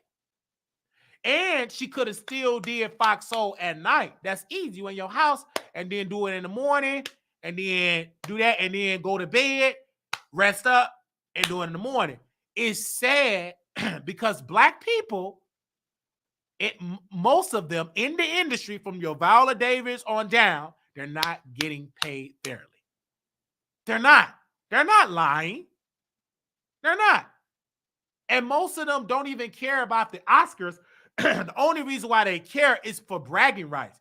Still getting that Oscars for a black woman in the industry and men, you're still not getting no multi-million-dollar paydays. Not even your great ones. So, but listen, Funky said he made 200 or 250K. Yes, but was that for the whole time that he's been there? I believe that was for the year, $250,000 a year for the year. But you also, so does Claudia make more than that, or Claudia make the same? But the question should be, let's say she make $500,000. If you look how much Fox Corporation is worth, how much is it worth? Somebody Google Fox. It's worth a lot, billions, right? Billions. with a I'm not B. mistaken, yeah. Billions. And the best you can pay somebody, let's just say $250,000, and you worth billions? But can we say her manager failed her? Does she No. have a manager? They have the best managers. No, I'm not. Do Claudia personally have I a think manager? so. She have the same manager as all your So we A-list have to stars. say her manager failed her. It's not just the manager, it's the system. Because the managers is a part of the system. They know this. What manager you know? And she don't have a husband that's going to fight for her. She's a single Like Monique. 50-year-old man. Woman. Like Monique. Like Monique. She don't have backup. So she just take it. And she don't have no other talent where she can do comedy on the side. She don't have that. Yeah. So it's sad. The best people in the industry, they'll tell you, we'll get them the next time. Then you go the next time, now you 50. The next time come, you still, look at Taraji. And they kept, it's because of her team. It's not because of the team, baby. Call out the executives that they are lowballing these black talent. They giving them pennies. Just call it out. And then the black it's not big because mad. It's calling it because of their managers. Keeping it real this year. We're keeping it real this year. Right, keeping it real. Molly's not big mad. Right, they on the same roster as these white actors and actresses, but they ain't getting that payday. But you want to know what? Because if she had spoke up for herself, and if she had told the higher ups she's asking and requesting for more money, a bigger budget, she should have had a budget for a stylist. She should have had a budget for wardrobe. She should have had a makeup artist, hairstylist, because today it was hideous. It wasn't it today, and she was a top today. And if she would have asked for that, they would have gave her walking papers, and they would have put out a story on Variety or all the black that she was difficult to work with because of her dressing room. She wanted more. So they wouldn't have taken out of Armon Wiggins' check? No. They wouldn't have gave it to her. If she didn't get it now, she ain't gonna get it. It's just like the more and more I listen to the people in the industry, I always say it's best to build your own. That's why I look up to Roland Martin. Look at Don Lemon. He was at CNN. What did they do? Fired him. They got mad. Let him go. They gave him walking papers. Now he about to do his own online show. The Don Lemon Show going to premiere on Facebook and Twitter and Twitch on March the 18th.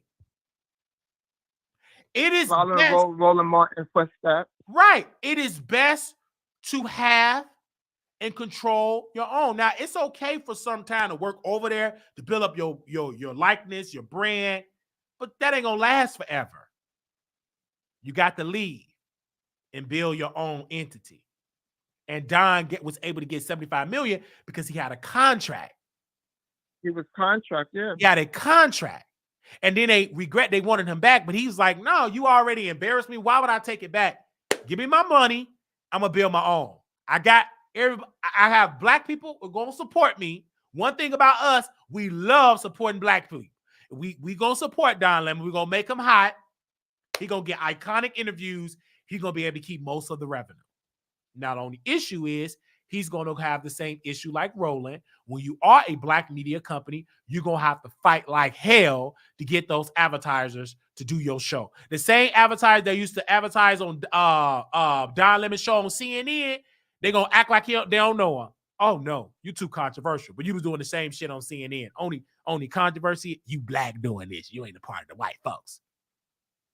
So that's the next battle. Now, only people that don't know, you don't own your own media company. So it's foreign to you. But once you own your own media company, you go to Pepsi and you go to all these people that go to these black targeted networks, Breakfast Club, black targeted, it's not black owned. You go there as a black media company. Oh, Molly. Sorry, check back next quarter. Next quarter, nope. Only thing you're going to be having, meetings. It's hard. It's hard for black media companies to survive because they're not getting the equal share of the ad dollars.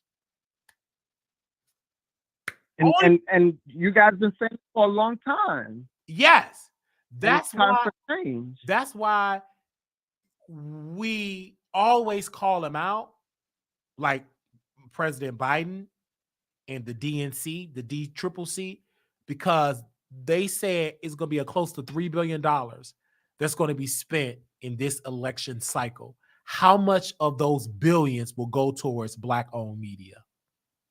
Not Black-targeted media, Fox Soul. I'm talking about Black-owned.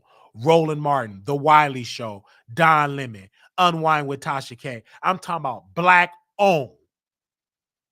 And if they start giving us deals, giving us $3 for the Wiley Show, let's just say, let's put a number out. Okay, Wiley, I want you to run some ads of Biden. We're going to give you $400,000. Do you know how much I can do with $400,000? How I can grow this platform with $400,000? A lot. So that would be amazing. You can really work it. And let's just not, because they will give it to a white brand with the same type of numbers I'm giving, and they able to really grow. But for us, we have to fight like hell. They come to Black-owned media, but they come to Black-owned media at the end. When at the last minute, they give us crumbs. Okay, we got a little money. We have to spend it, so let's give it to the Black. Let them fight over this piece of crumb.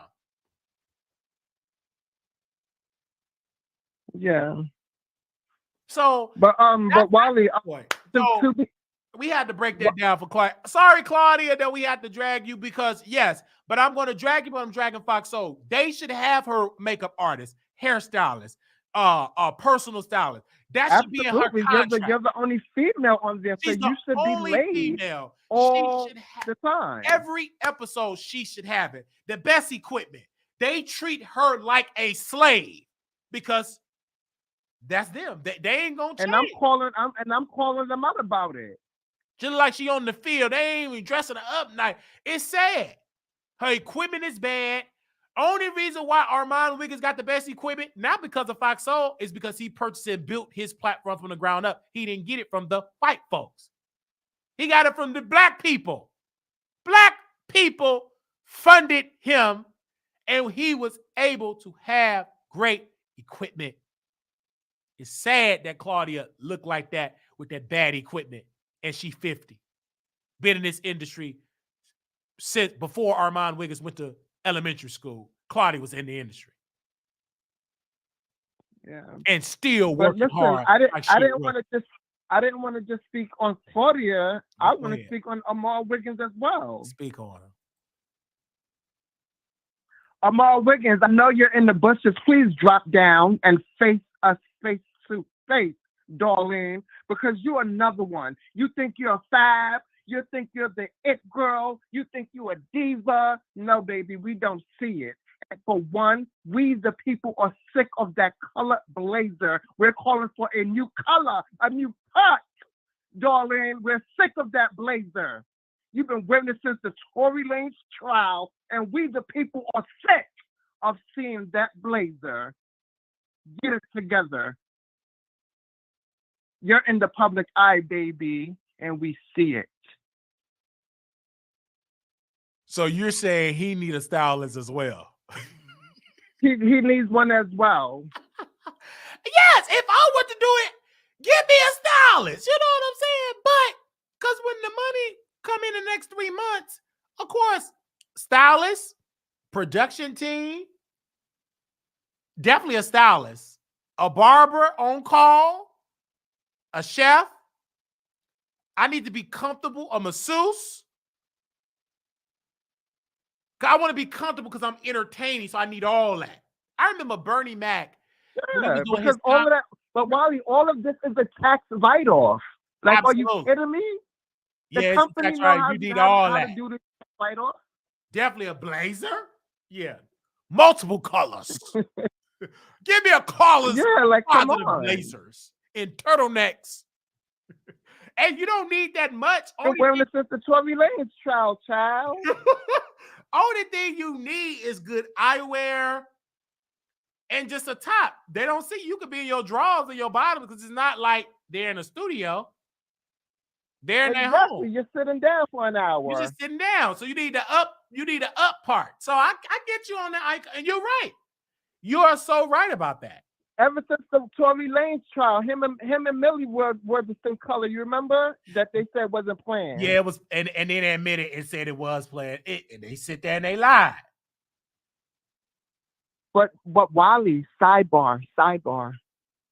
The Blazers from Fashion Nova. Oh, and Fashion Nova yes. Cheap. So why not rack up on the Blazer colors? Why not rack up on the colors, all the colors of Blazers if you're going to wear Blazers? Oh yeah, it was from Fashion Nova when he had the affiliate.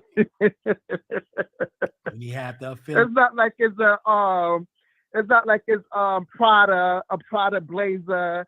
It's not like it's Isiriyaki. It's not like it's giving labels. And my thing is, for me, once I get on a major stage and major influence, and I can afford it, I want to make Black designers famous. You know what I'm saying? Yeah, because they are out there, but the people are not showing them love. They're not, and I'm talking about the Black people with influence because we are so accustomed to wearing white people. We're so accustomed to wearing their clothes because we couldn't have it for centuries. So once we was free, I'm with the white folks. They right.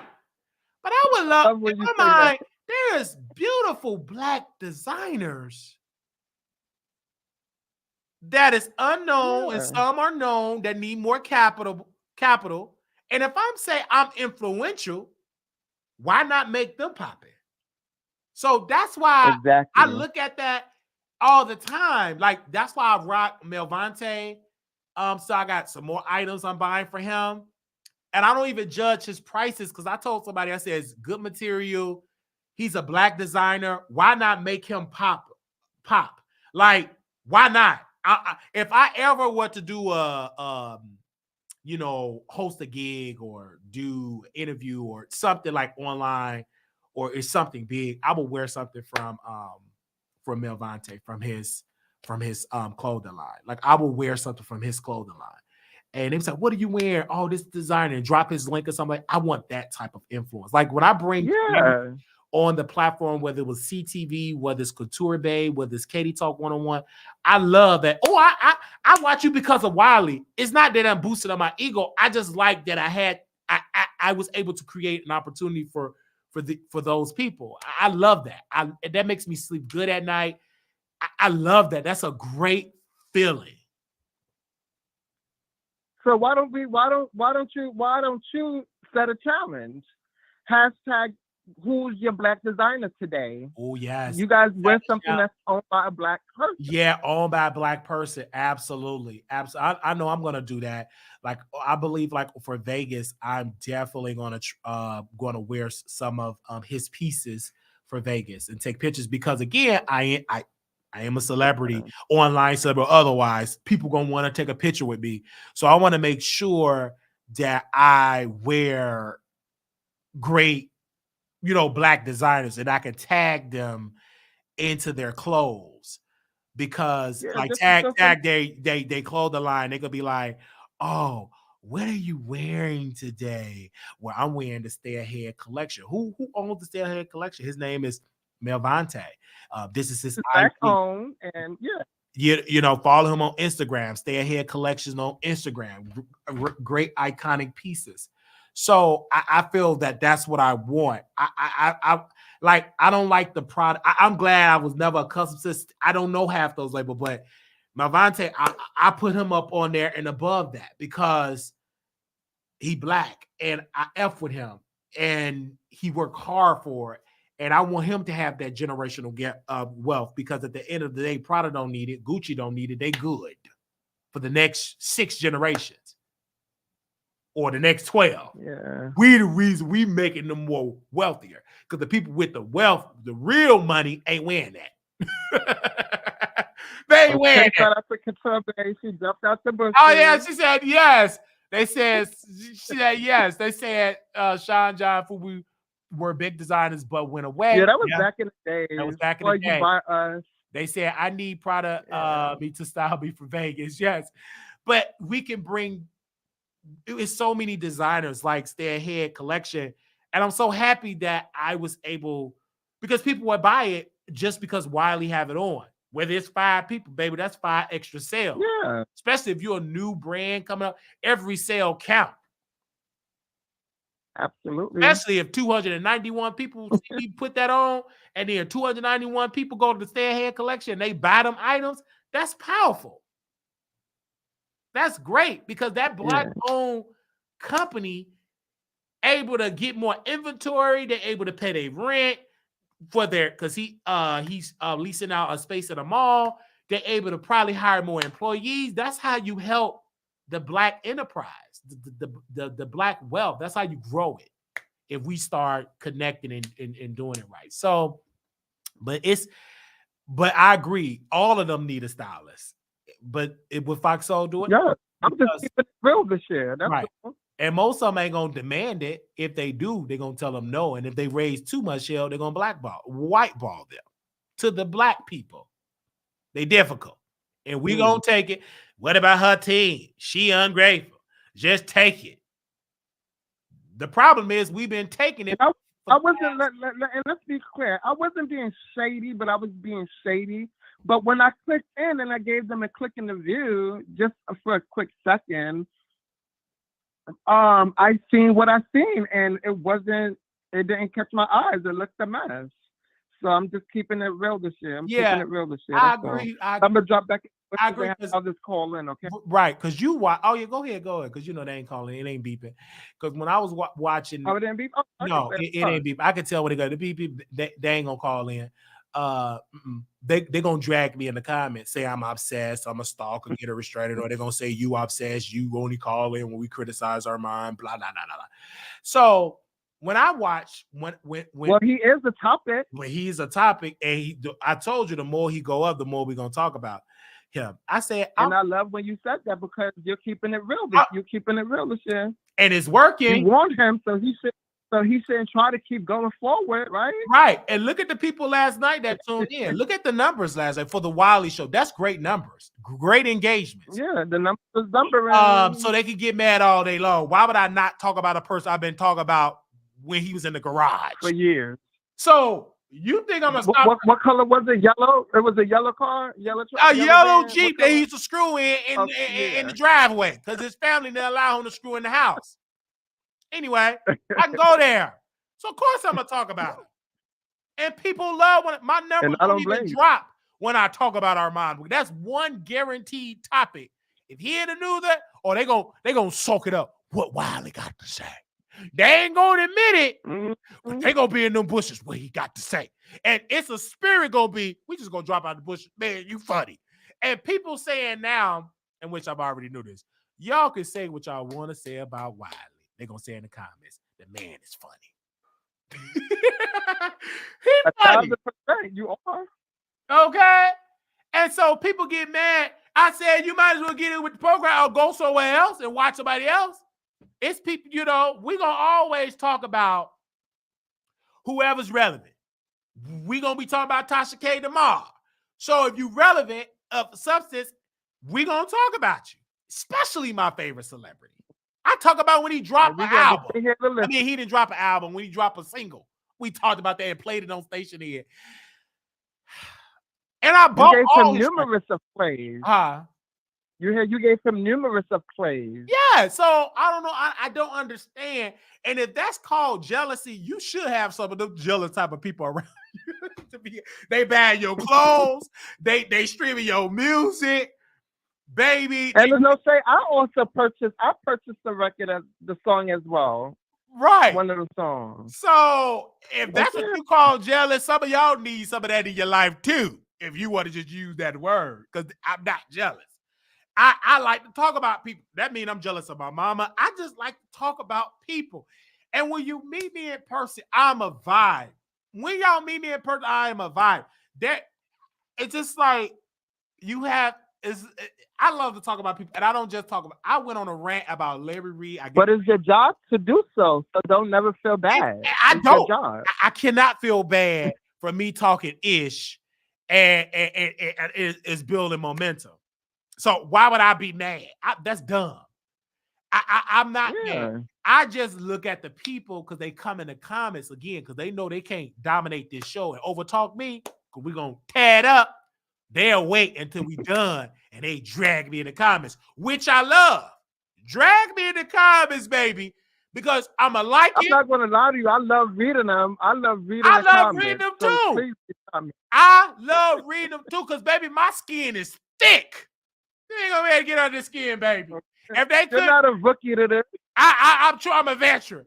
Half of the stuff they said it in elementary school. That really hurt because I was a kid. I was a child. I didn't know that was part of my brand. That's like a swagger for me. Nah, it don't bother me. But if they call in, we going to have a debate.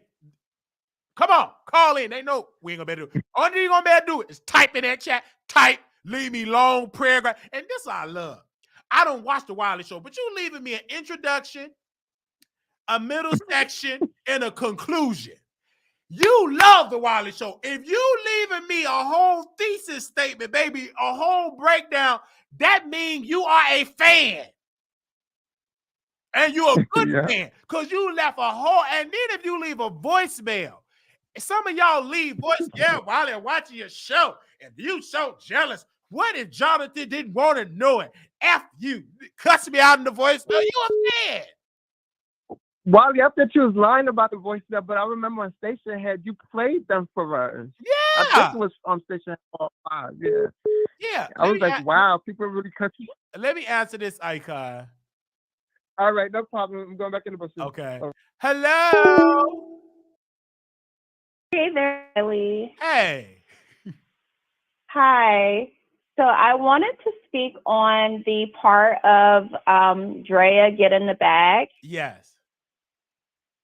So I've been seeing a lot of commentary, and overall, I'm just so disheartened with a lot of the commentary.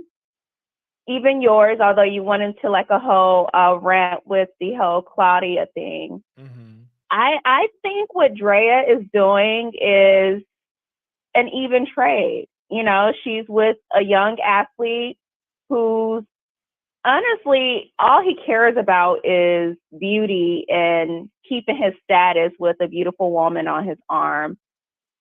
If the age doesn't matter to him, why should it matter to anyone else? I mean, men do it all the time. So what's wrong with a woman, you know, going down in age and trading her beauty for money? Mm-hmm. Young women trade their beauty to older men for money, and it's an even trade. And in those relationships, it's far more scandalous because the men are introducing those young women to sexual deviancies and sexual proclivities that the girls kind of feel at his will. They've been to his will because they know that they're in a power dynamic where normally the man will win, because he feels like he has one up on her because of his experience and his history, his maturity, when usually those men aren't really that mature, which is why they're dealing with younger women. But of course, the younger girls, these beautiful girls, they're naive in many ways. So when I look at a younger man with an older woman, I don't think that dynamic is too much different from what we already see, which is very common with the older men with younger women. I feel like what Draya is doing is a bit selfish because we know she's trying to get a bag, and she did get the bag. And, you know, I don't really have any sympathy for this young man. It's like having sympathy for the devil. I mean, he's there. He would have knocked up any beautiful woman. It wouldn't matter if she was 50, 45, 30, 35. The only thing that matters to people right now is that it's Draya and she's 39, and they feel like she's taking advantage of him. With his position, he takes advantage of himself. He put himself in these positions to be with gold diggers, and, you know, he ended up getting a seasoned gold digger. And, you know, I'm not rooting sis on necessarily, but sis sis hit a lick, and it is what it is. You know, that's the game.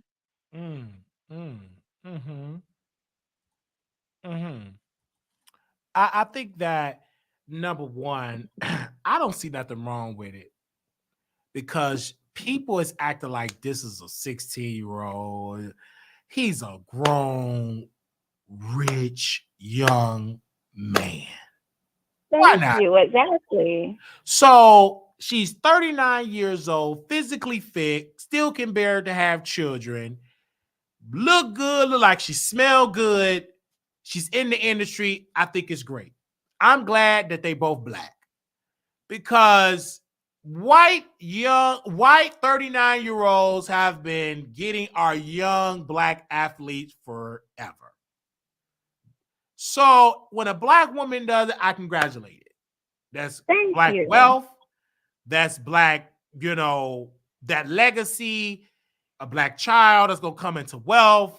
Draya have a great resume. It's not like she's just a poor woman. Like she have her own bread, nowhere near like Mr. Green here.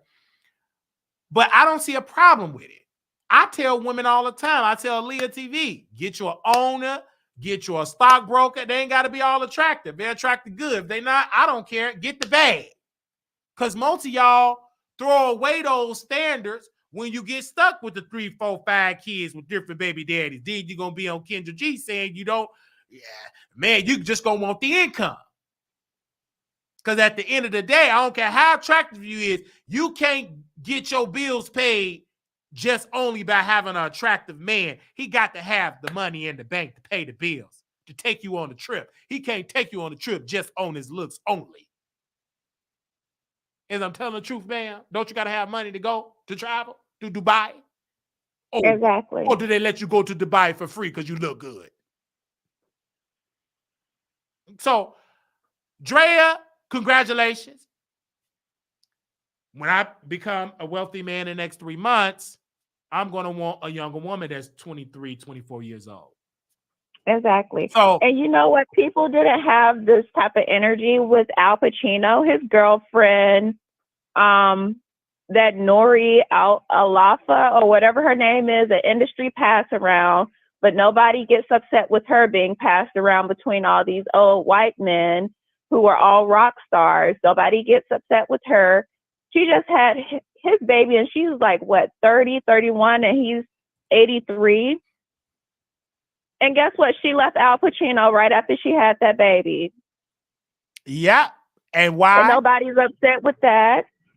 And nobody was upset with Ezekiel Elliott's white girlfriend who said that, he can call the police on her for her abuse, that nobody will believe him. I wish people had this energy about a beautiful bombshell like Draya with a young athlete who's hypersexual, who's doing what he does, enjoying his youth, enjoying his millions, and enjoying beautiful women. One of the beautiful women happened to be 17 years older than him. But, it is what it is. And that's the game. Draya looks better than half of these Instagram models that are his age. So he went with what he felt most comfortable with. Those girls that are his age are city girls.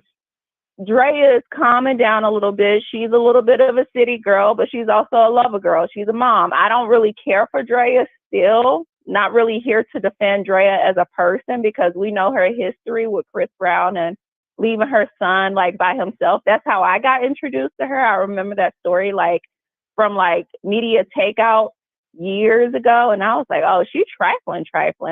So I'm not really here to defend her, but when you get to a certain age as a woman, you wind down and you calm down. And maybe Draya is more his speed, where he feels like he can keep up with her versus some of the girls that are industry girls his age. Those girls, they're living it up with him, Tom, Dick, and Harry. And maybe he just wants somebody that's a little bit more his pace. And Draya would be a little bit more his pace, where she's kind of doing her own thing with her clothing line, her bikini line. She's a mom. He can keep tabs on her, so to speak, although she's still doing her thing, I'm sure. So, I'm not that much older than him, but guys his age are always trying to holler at me too. And my thing is that the younger guys are going for older women these days. Like Generation Z already looks much older than what they are.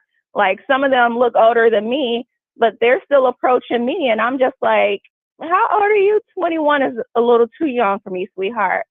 So, you know, they're really getting tired of women in their age group to begin with. So, you know, I just have all my thoughts on this. I'm just going on a rant. Sorry, Wiley.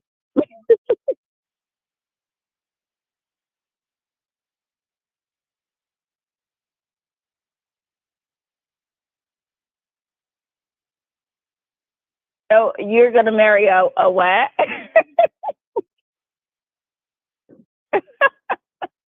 Why does she have to be that young, Wiley? I will be married a 23, 24-year-old. But why? Tell us why. Why does she specifically have to be like young. 23, 24? She can bear children. She got less drama. She less. A 28, 29, 30-year-old can still do that. No, a 32-year-old, someone your age, can still do so I that. can mold her into the type of woman I want her to be. 23, 24-year-old. That's what I will have. Oh, please. I'm wealthy. Oh, please. It's my decision, and I have options. Oh, please. Women are most defiant at that age. At that age, I was a such liberal feminist. Nigga, don't ask me to fix you a cup of water. You'll die of thirst before I put a cup of water under a faucet. Yeah, fresh out of college, you know, got their degree. You can mold them in the type of Mrs. Wiley you want them to be. I can build her up. You think you can? Only a very special man can do that. Well, it's possible, but only a very special man can do that. I'm going to be wealthy in the next 3 months, so it's my choice. Who have the money makes the rules. You think that, man? Sometimes, you know what? The dynamic is usually the man. The power dynamic is usually the person with the money can make the rules. But I do think that certain young women can run circles around even a wealthy man. I'm talking about marrying her because, again, the reason why I say marrying her is because I understand the dynamic of Black wealth, and the greatest way to grow it and build it is to marry another Black woman. We have Black children. Why? Because she doesn't have any rights. Give them no multiple trust funds. She's going to be well taken care of. She's not going to be my slave or my maid. We're going to have a whole staff for that. Get into a staff for that. That's a way to build generational wealth. My family will be taken care of with stipulations. They have to work. They have to survive. You know, get business degree, etc. And so that's the best way of creating generational wealth. That's the best way to show that I'm loyal to my race, by marrying a Black woman. I agree with that. I just don't think that she has to be 21, 22, 24, That's 25. My choice. It's my choice. I'm wealthy, 23, 24 years old. That's what I'm going to pick. I mean, hey, you know, whatever rocks your boat, but it's going to rock it. Not only my boat, it's going to be a beautiful yacht, multiple, you know what I'm saying? Definitely. We will be rocking the yacht. I mean, hey. So I think that I don't want a baby mom. I want a wife. Because it's easy to get I can get a baby mom right now, but no, I'm. You're gonna have a baby mom when she's 23, 24. Not necessarily.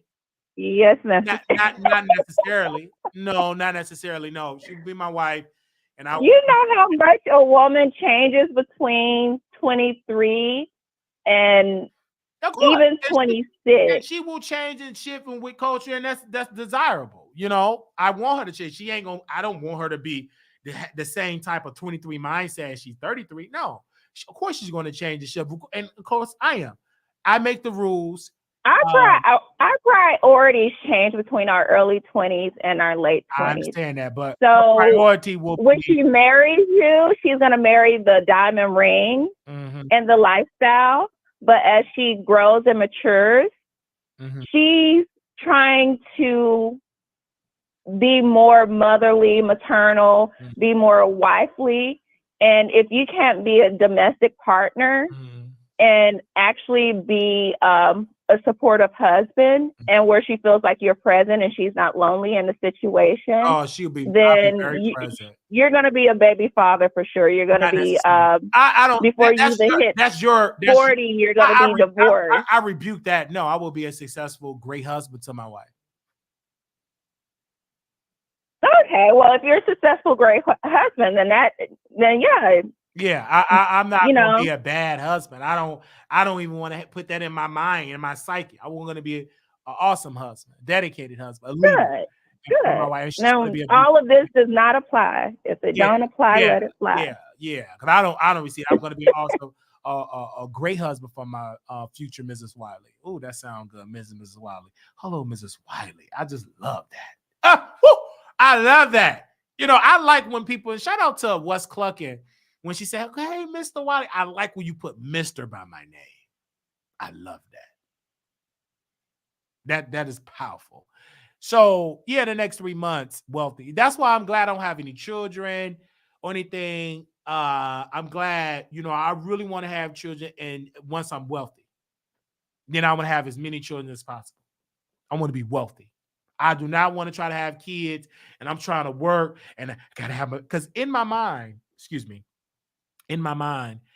I was thinking, I was like, man, if I had children right now and I'm a single parent, I was thinking in mind as a single parent. I was like, where would they go? There is no such thing as a 24/7 daycare. You have to be careful who watch your children. I want to be there for my children. I don't want to just be at work. I want a team. And then it shift out of my mind. I said, Lord, thank you. This is why you want team. This is why, because of this situation. You saw that single parent thing. You didn't want that. You want us to have a village, a team. And I said, Lord, that's why I'm glad I did not mess up and have all those children. I'm so glad. That's one thing I thank God for over and over again. I can change my mind about what place I'm at, but it's hard to try to change your mind now you got kids, because now you got to calculate your kids, school, their their friends.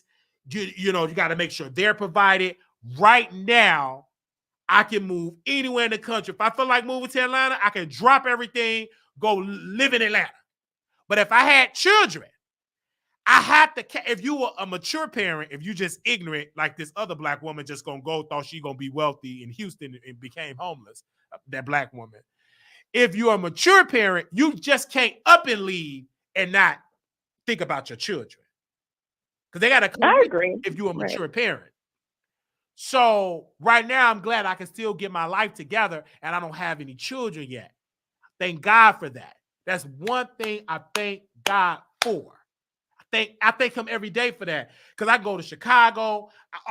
Bangkok. Oh, I go to Texas. Oh, want to go to Atlanta? Go to Atlanta. I go to Vegas. I don't have to check in. Got to check with my babysitter. I got to check with my mama and see if she can keep the kid. Got to check with my baby mama and see because she I'm glad I don't have that. I thank him every day for that. So you know what I'm saying? Because that's something that you just can't push aside, even though you do have immature parents do push their kids on everybody else. Everybody don't have that mind frame. Everybody don't. They just push their kids on whomever. Whoever can watch whatever. Or if you don't have, hey, y'all fend for yourself. Mama still got to go to Vegas.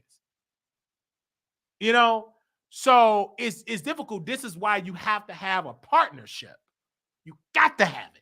And this You economy, do you need that more than now?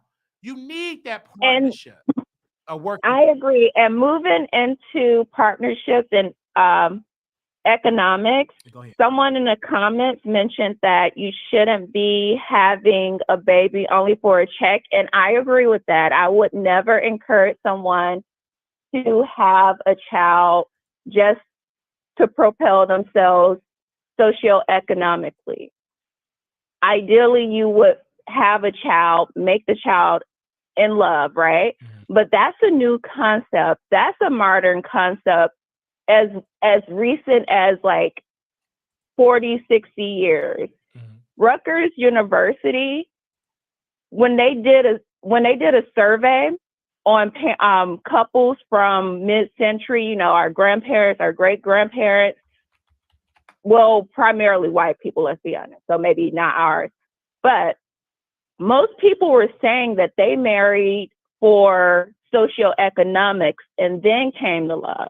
Mm-hmm. So there were a lot of couples from generations ago and dating back to damn near the beginning of time, let's be honest, where they really only married to create families and to create a stable financial situation, specifically for the woman, obviously. Absolutely. So Amen. Let's be honest, people have been marrying for checks, just not in the modern manner that we do it now for years. So that's for women. That was exactly. Women, we have always married for socioeconomics. Marry well. Yeah. It's always been like very instilled in a woman, like, oh, marry well, marry up, Especially a Black woman too. Especially a Black, we've always tried to socialize. Jack and Jill was a thing in the Black community. Mm-hmm. Being a Black debutante, which is still a thing in the Black community, is just like very hush hush, where they actually socialize among each other and marry within their circle, so you can marry well. Right, and I feel like what KLE said, but these days women out here making more money than men. That's correct. And my thing is that I'm encouraged by that. Like if I had a woman and if we dating and we're together and we get married, she make more money than me, I think that's an awesome thing, because I would use that as an encouragement to love my wife. And that will test you what kind of man you are, because some men need to check that ego. And some men say, oh, I don't feel like a man because a woman make more money. I would feel like a great man. Because I will be honest, I would not marry. But you want that made you less, significantly less. But some women do it. They don't. And those women are happy. Those are most of those marriages end in divorce. And I'm not promoting broken homes. I would never encourage that city girl lifestyle to go ahead and marry a man for a check. But this is also because of social media, though. This is why you have to love yourself as a woman and know and don't let the world have an input about your relationship. Because when I remember my uncle tell this testimony, and my aunt graduated from college and she wanted to marry my uncle, right? To be with him. He was in and out of drugs, you know what I'm saying? But she loved him. And my grandmother told my auntie, she said, leave my son alone. He's no good, but she loved him. So he got his life clean, started working. Now, my aunt graduated, got her bachelor's. She could have had a job. She could have been successful. And he worked. He became a minister, then a pastor, worked at a hospital as a janitor. And they've been married for 40-some years. So my point is, what if my aunt would have listened to my grandmother? She would have never had a husband like that, that gave her a choice. To say, do you want to work or do you want to stay at home? Some women don't have that as a choice. They have to work. And my uncle, I looked at him for this aspect. He made it work. I never seen their lights off, their gas off, their water off. Now, they did have some humble beginnings, right? But everything was good. Everything was good, like the financial piece, because God made a way. Because God wants the man to be the head of the household, to bring home the money. That's how I was raised. So I love looking at that dynamic. And I love the fact that they didn't let the outside noise to persuade their relationship. The problem is now, because of social media, we're looking at social media and these people, and you're trying to apply all of that stuff to your relationship. You see it's not working because most of that stuff they're saying is not true. It's hard to apply that. And most of them are not in relationship themselves. That's why if you have a husband, like say for you making 6-figure and I'm making a CNA salary, but I'm a good man, faithful man, paying what I can pay. I'm not broke. I'm not out here unemployed. If you just want to leave me just because I'm not matching your income, then that's your choice. But don't be shocked when you don't have that type of man that you really want. Maybe you have lost the king that you had because he didn't match you immediately to your income. And some women have missed out on a Boaz because they Boaz didn't make six figures like them. And that's Now, let me stop you right there women, because some women should really, really look at it. Because I'm looking like, gotta look at that. Because like you just want the man, because you're finally, because I talk to women like, get a man with the income, and they said he trash. He coming with the egos. But that's what you say you want. They gonna come with the egos. They gonna come with that. It's just like when women say that, because at one point they said they want man to work, bring home the check. Okay, he working 2 weeks, making 40 hours. He love what he do, but then you don't want to date him because your homegirls, most of the time, your inner circle, he only a CNA and da da da da da da da, and you listen to them, and you leave your good man, faithful man, only because he did not you with a six figure. You need to give it time to grow. I've seen that happen. It's hurtful that it's a lot of brothers out here that get stepped on because they can't keep up with the income base of the particular partner, and it destroys them emotionally, physically, because it hurts their ego. But that's like a conversation. But at the end of the day, sister, that's your choice if you don't want to marry me or be with me. That's your choice. My thing is that I get so tired of these conversations of people trying to humble women, specifically Black women, and telling people that just because he has a job and working 40 hours, that's good enough. If the litmus test for a man, a good man being someone who works a job that's, and doing it full time, 40 hours, then about 90% of men would be good men. And we know that to not be true, 90+%. But that's not only. That's not all that he should possess. I'm not saying that he should be six figures. I'm not quite six figures. I'm very close, but I'm not there. But my thing is that I would prefer somebody to match me. But if he wasn't, 90K, then that's fine. If he was 70K, 75, that's a bit of a gap. But my thing is that we could shrink and close that gap.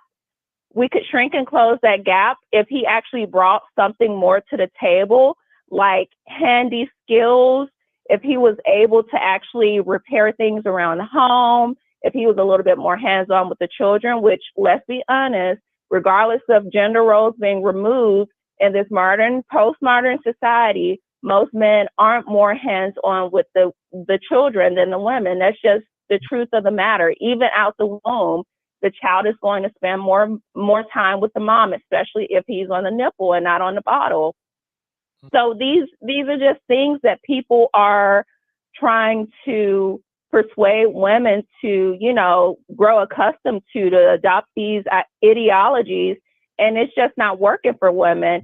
And we'd rather be single and take on, the bills on our own versus doubling the energy in the home and having to actually have triple the output, although the man is making less. So we have an extra body in the home, more bills and expenses because of that extra body. And we're putting out triple the labor between this extra person and a child.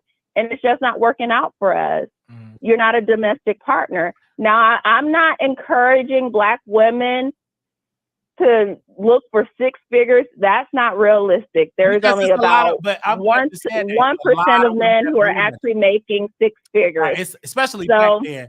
It's a lot, especially Black men. That is true. Yeah, a lot.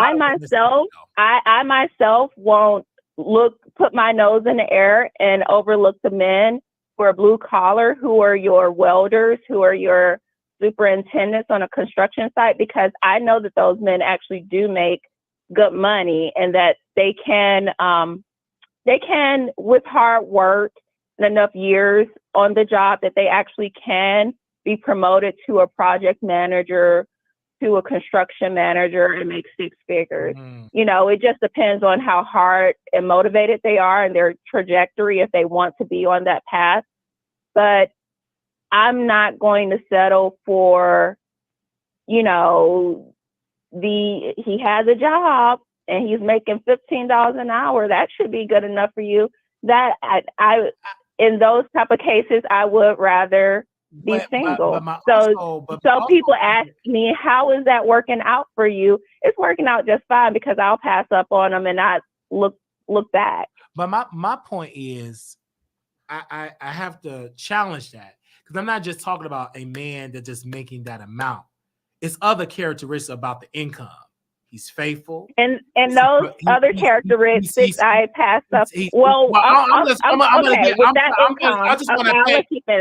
want to paint the whole picture, because you said it may take years to do it. The problem is you're not looking at the full picture. If you're just judging a man only by the income, or a woman only by, I'm gonna look at it for the man, because I believe the man's supposed to provide, but only by the income, and it ain't match it. But I ask you other things. Are you in love? Is he faithful? Is he treating you right? Are you just gonna just give that? And like I said, that going back 15 minutes ago, most people would say that love is what love should be the last thing. And arranged marriages, love is supposed to be a noun and a verb. Let me finish my point. If you asking that he's faithful, and he's faithful, that's very important. But right. you got to let me finish. If he's faithful, he's bringing home the money. He know how to balance a checkbook. His credit is good, and he got all the check balances. From my eye, a woman with that, you can work with that.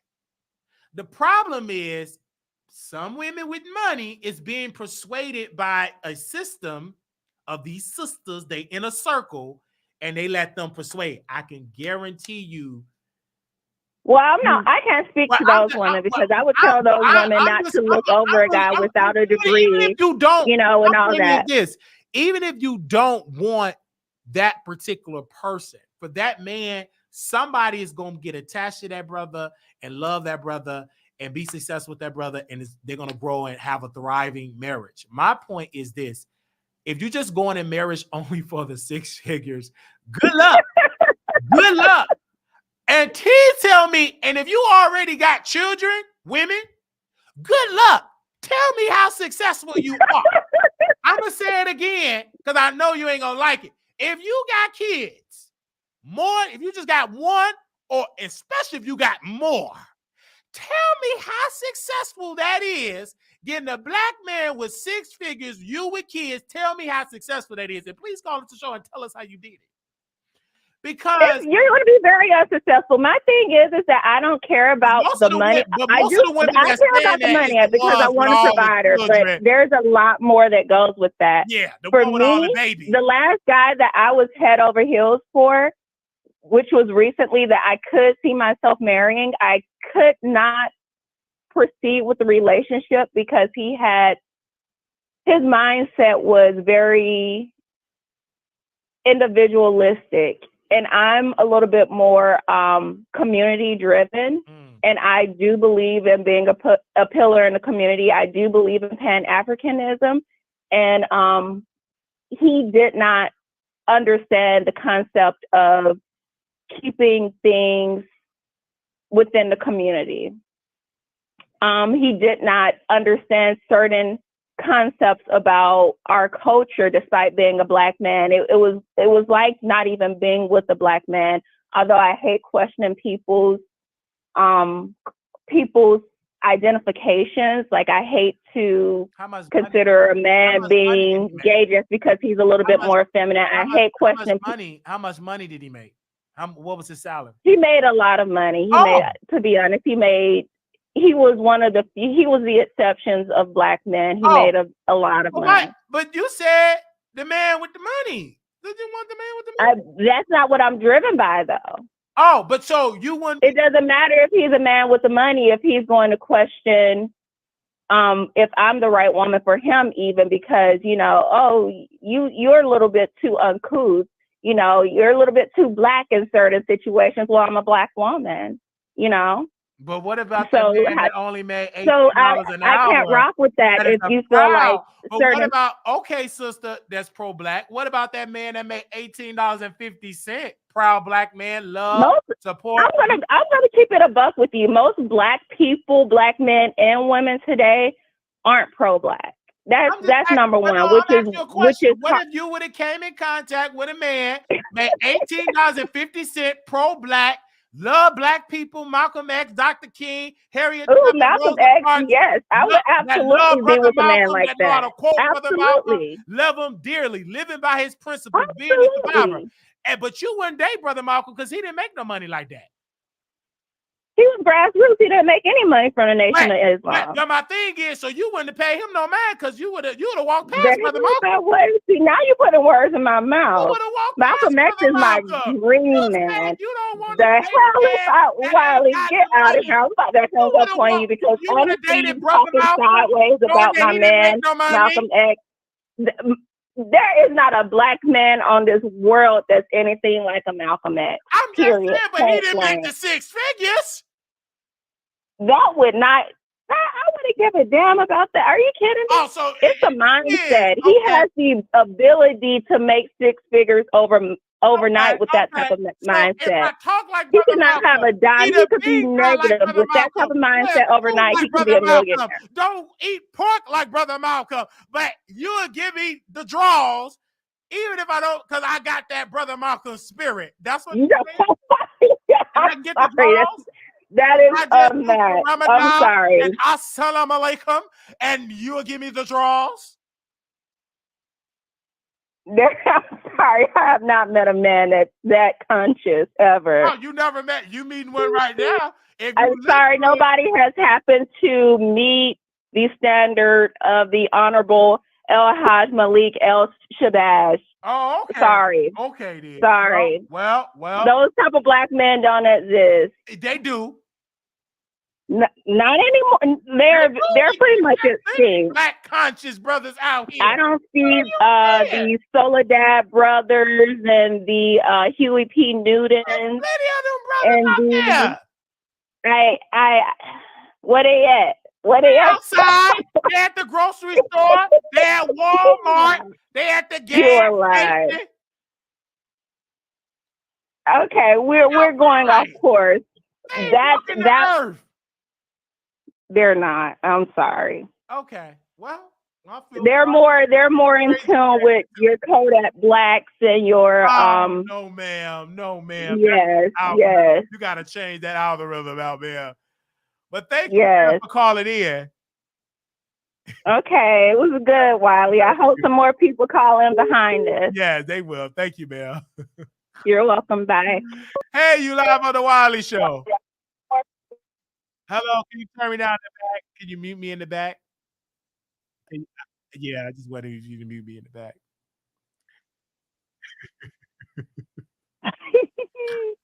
Oh my. She said she won't Brother Malcolm. He didn't make 6 figures. He sure did though, but it's because she know post Malcolm. She didn't know nothing about no pre Malcolm. Come on.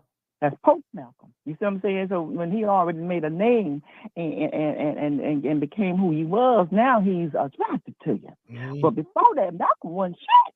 Mm-hmm. He didn't make no income. Okay. He was working for his wife, wanted him to get more from the nation. She said they're using you. They got houses and cars. Malcolm, remember Betty? Remember what was the lady name? She pulled out this is what we own. Open up your eyes. And then when he left, she had 6 kids. That woman had to go to college. She had to work. Yeah. Other black folks had to come in and pitch in and help Betty Shabazz and buy the children something and give them food. He died broke.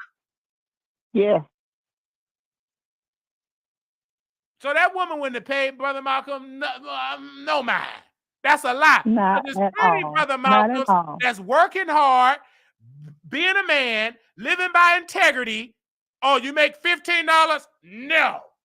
Get behind me. You broke. You a scrub.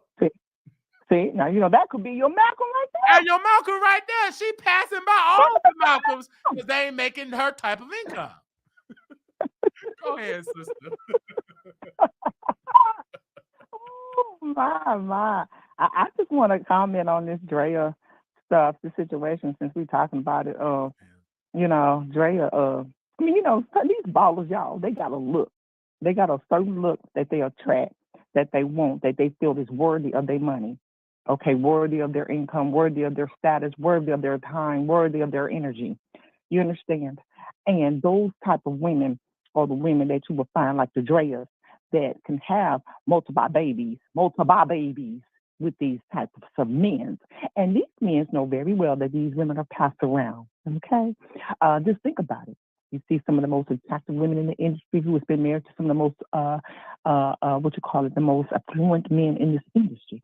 And they've been passed around to other men. This man married her. This man liked her. This man had a baby with her. You understand? So that ain't going to change. Now, he's old enough to screw. She's, her tube ain't tied. She's going to get pregnant. Any man and woman come together, the opportunity to have a baby. And it don't matter who they are. I want to say about that. Yeah, but she can't keep a man. Thank you, Wayne. She can't keep a man. These women, those kind of women that do look good, they can't keep a man.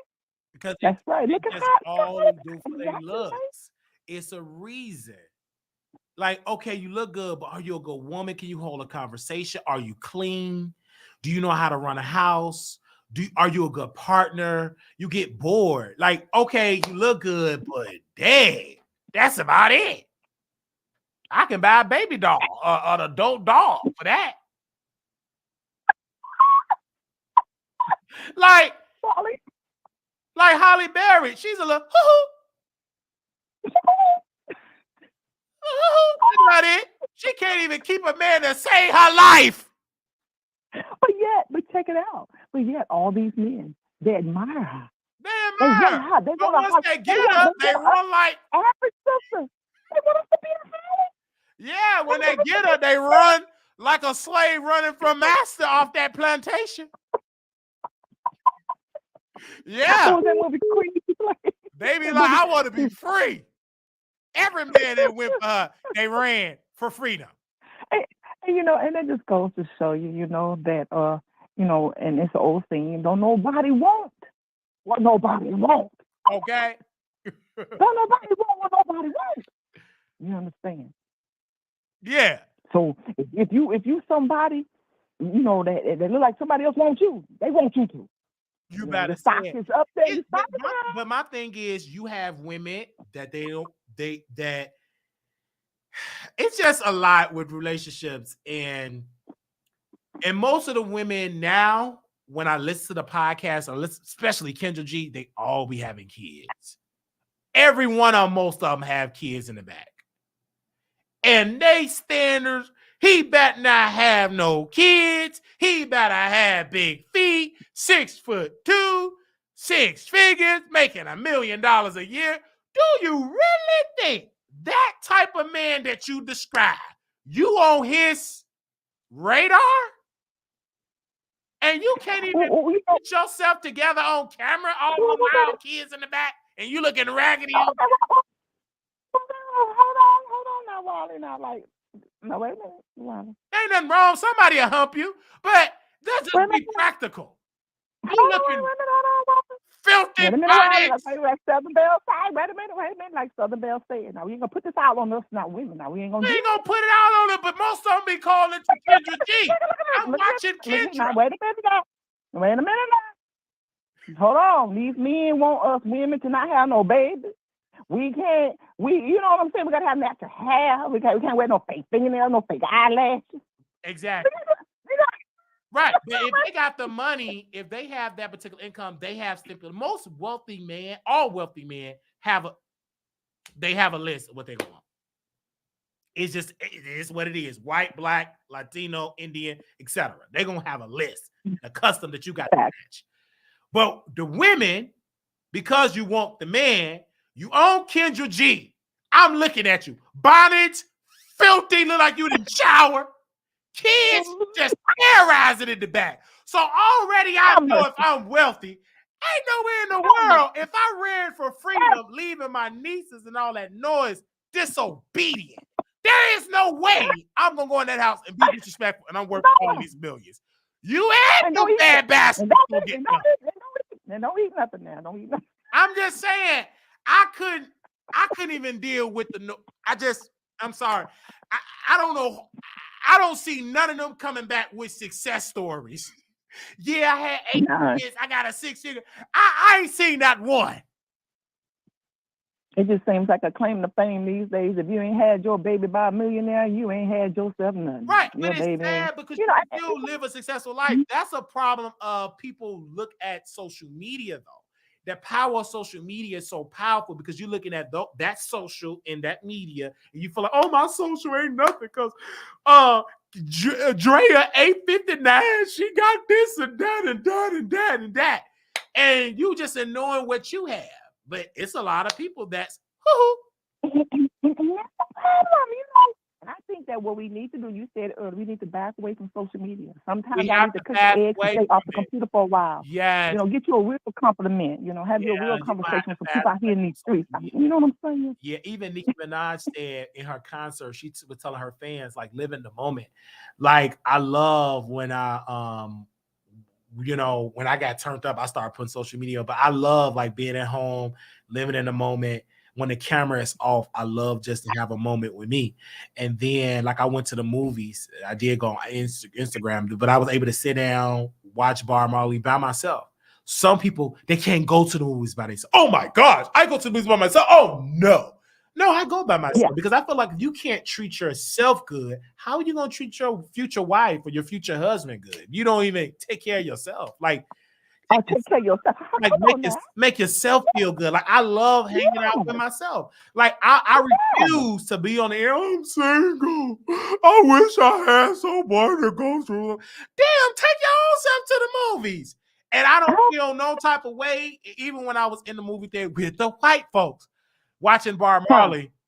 It was black people, white girls, white women, and stuff like I was seeing it and stuff like that.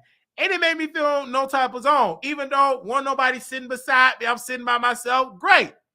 I'm happy because I know I can settle or I can get, it's easy for a man to get a woman. I mean, it's plenty of women. I believe it's more women out here than men to do it. But I'm not, I'm like, hey, I like me because I know financially, because of my mindset, if I do date a woman, you gotta have an income. They're gonna want to go out.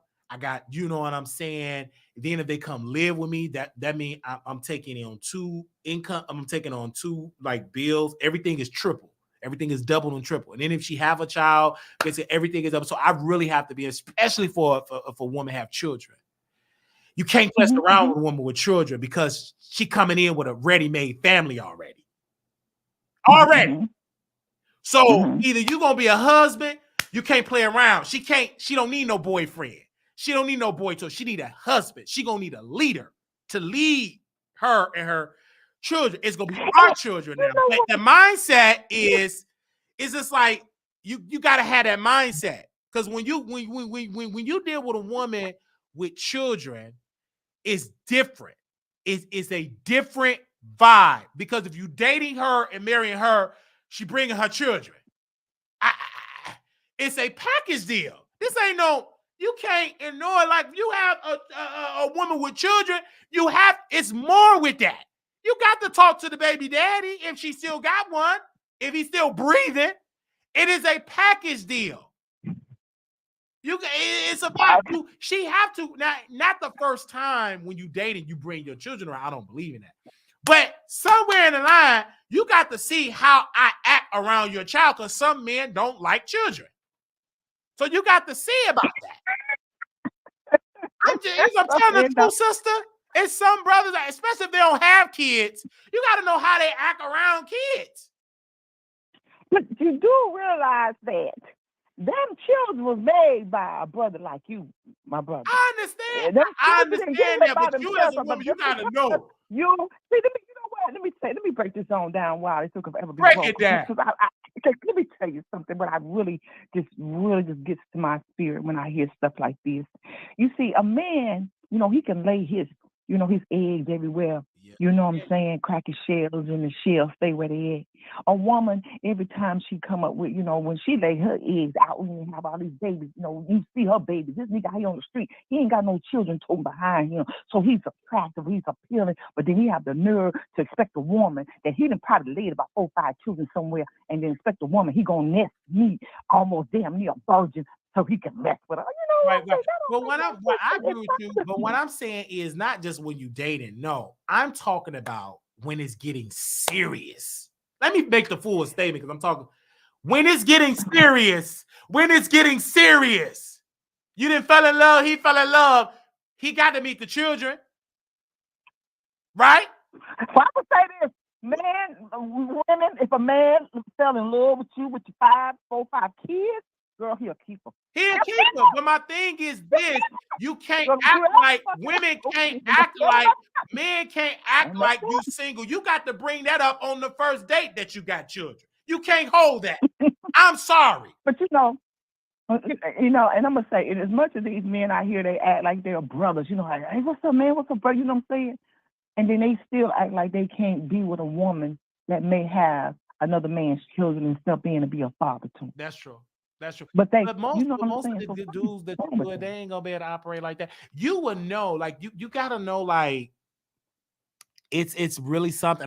My heart do ache for single mothers, particularly, and for single fathers. But for mothers, I'm gonna stick with this. It's because they are not. It's like it's hard. And I remember I talked to a sister on my privately offline. She said, Wiley, she said, no offense, I feel lost. I said, why do you feel that way? She said, Wiley, I'm not living. It's just like I'm getting up, going to work, I'm lost. And she said, I feel guilty because I still want to have love. But I don't want to say it because then people say, what about your kids? They love you, but you know what type of love I'm talking about. So I get it. Women struggle with that, especially if you're a single mother. And then you see your baby daddy, he living his life and you stuck with the child. I get it. That's painful and it's hurtful. And that's why some of these sisters deal with depression. You stuck with children 24/7 unless they go to school. And half these schools, they out of school half the time they go. Columbus, they out.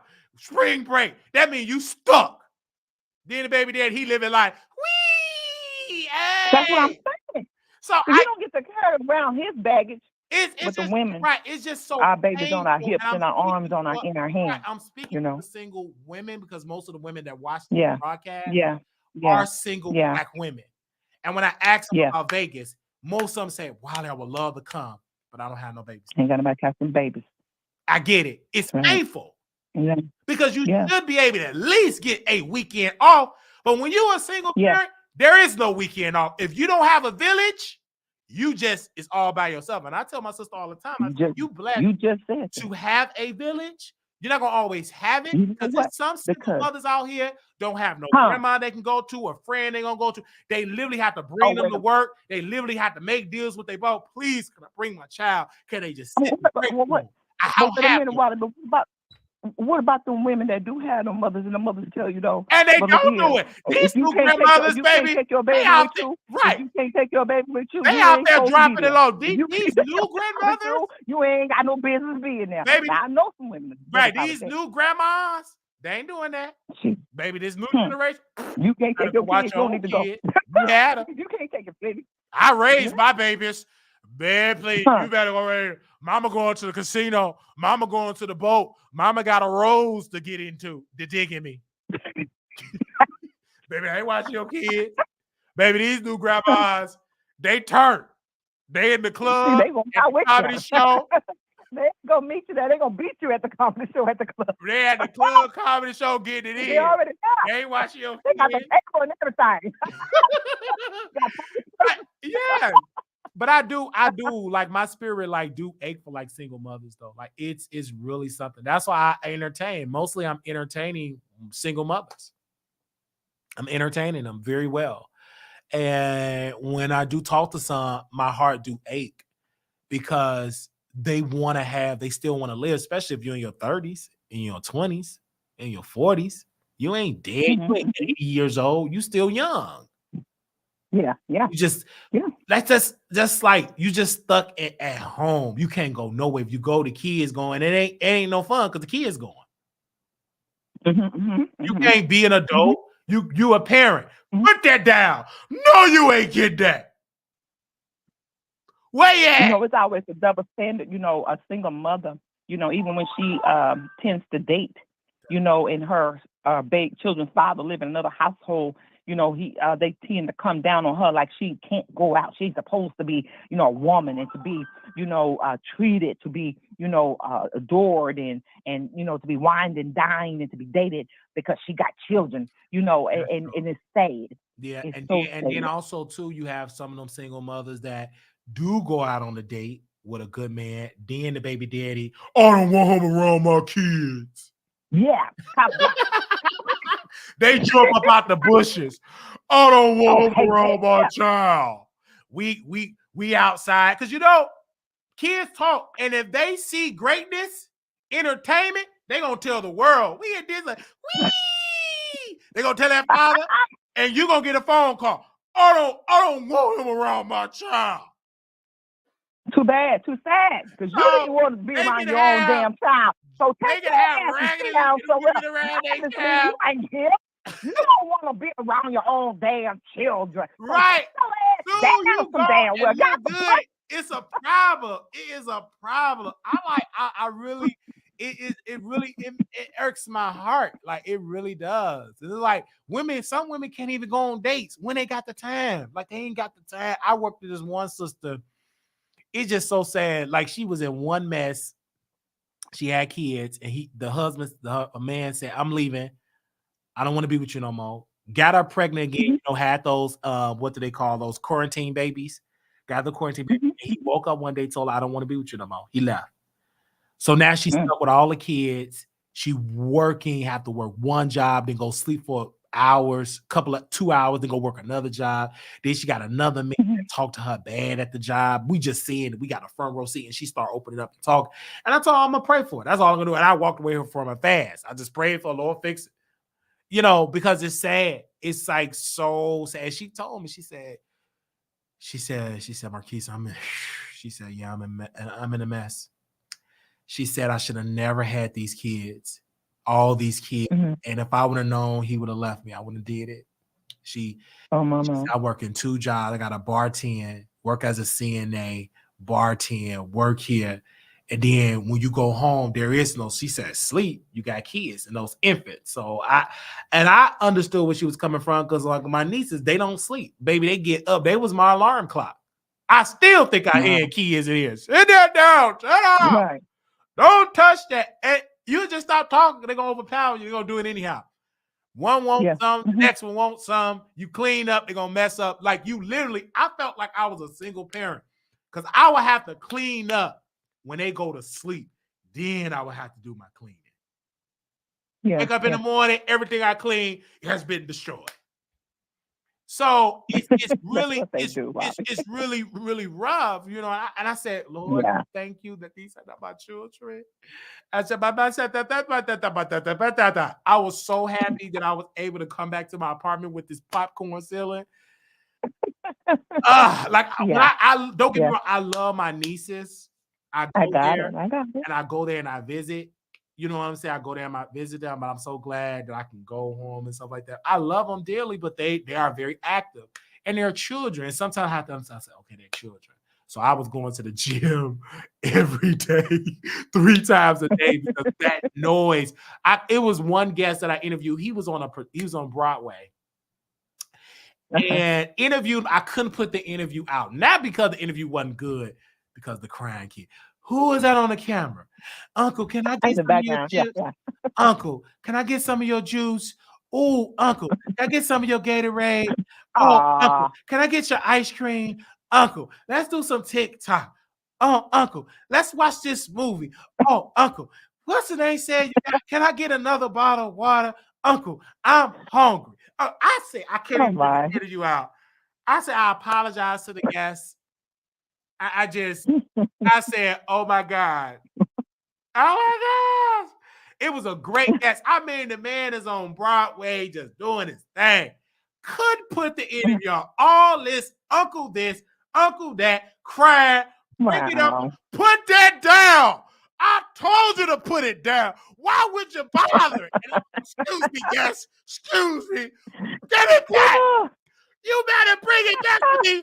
Don't you talk back. And I'm running, tripping over toys, slipping, falling. I said, you know what? It's time for me to pick up my bags and go. I can't do it. I won. Oh my. Who drunk my juice? You shouldn't have bothered. And they still go, after you get through yelling, I buy some new juice. You better not touch it. Go to work, juice gone. Gotta Who love it. touched my... That's what they do. That's what they do. I go in my room, I had some snacks. I had some candy bar snack in the box. Man, my baby niece went in there, ate them all. And I thought my oldest niece did it. Did you eat it? And then my baby niece, I ate it. I said, oh, my little precious little thing. Did you eat my little thing? It didn't really bother me, but I really wanted them snacks. I was yearning for them snacks at work. Oh, I got a little snack. I can watch me a little Netflix. They ate that whole box. I said, who ate my snacks? I'm sounding like Bernie Mac. I'm like, I couldn't believe it. And I really wanted them snacks. But with kids, you can't leave no snacks around because I just thought because in my house, I got snacks. I got snacks on the table, snacks on my counter. Don't nobody bother. It expires sometimes. With kids, nope. Soon as you bring it to Walmart, they look. And I'm just bringing it out, stacking up my water. And then I go to work. They like Baby D. They want all the snacks. Right. Multiple bottles just open. Half open. Who drunk my bottles? Juice. Yeah. And then I tell my baby niece, I said, this is sugar-free. You're not going to like. I like sugar-free. That's my favorite. They still be drinking it. Oh my, that is so funny. I love my niece. I really. Of course, we gotta love them. We gotta love the babies. We gotta love the babies. I love them enough that I got on that plane with love. I said, I'm gonna be back for birthdays, birthday celebrations when you graduate from 8th grade in high school, and for your birthday. Yeah. I'm gonna be the uncle who come for holidays. All that coming for about a month, 2, them days, it's over. I ain't gonna be able to do it. My blood pressure was sky high. And I said, I'm eating right. And then I Googled it. Relieve stress. I said, I can't. I see 2 stressors here right now jumping over. Asking me to do a TikTok, asking me 1,000 questions that I already have. And then sometimes, I don't feel like asking no questions. At this time, I just want to chill. I don't want to talk. I don't want to watch no kid movie. Yeah. So I had to leave. I had to flee. I literally snuck out like a woman that's leaving her husband. You just got to sneak. That's how I snuck. I packed my bags and I just snuck out. I said, Mom, I'm gone. I gotta go. I gotta be a superstar. I got to go. I can't be here. I had to at dark.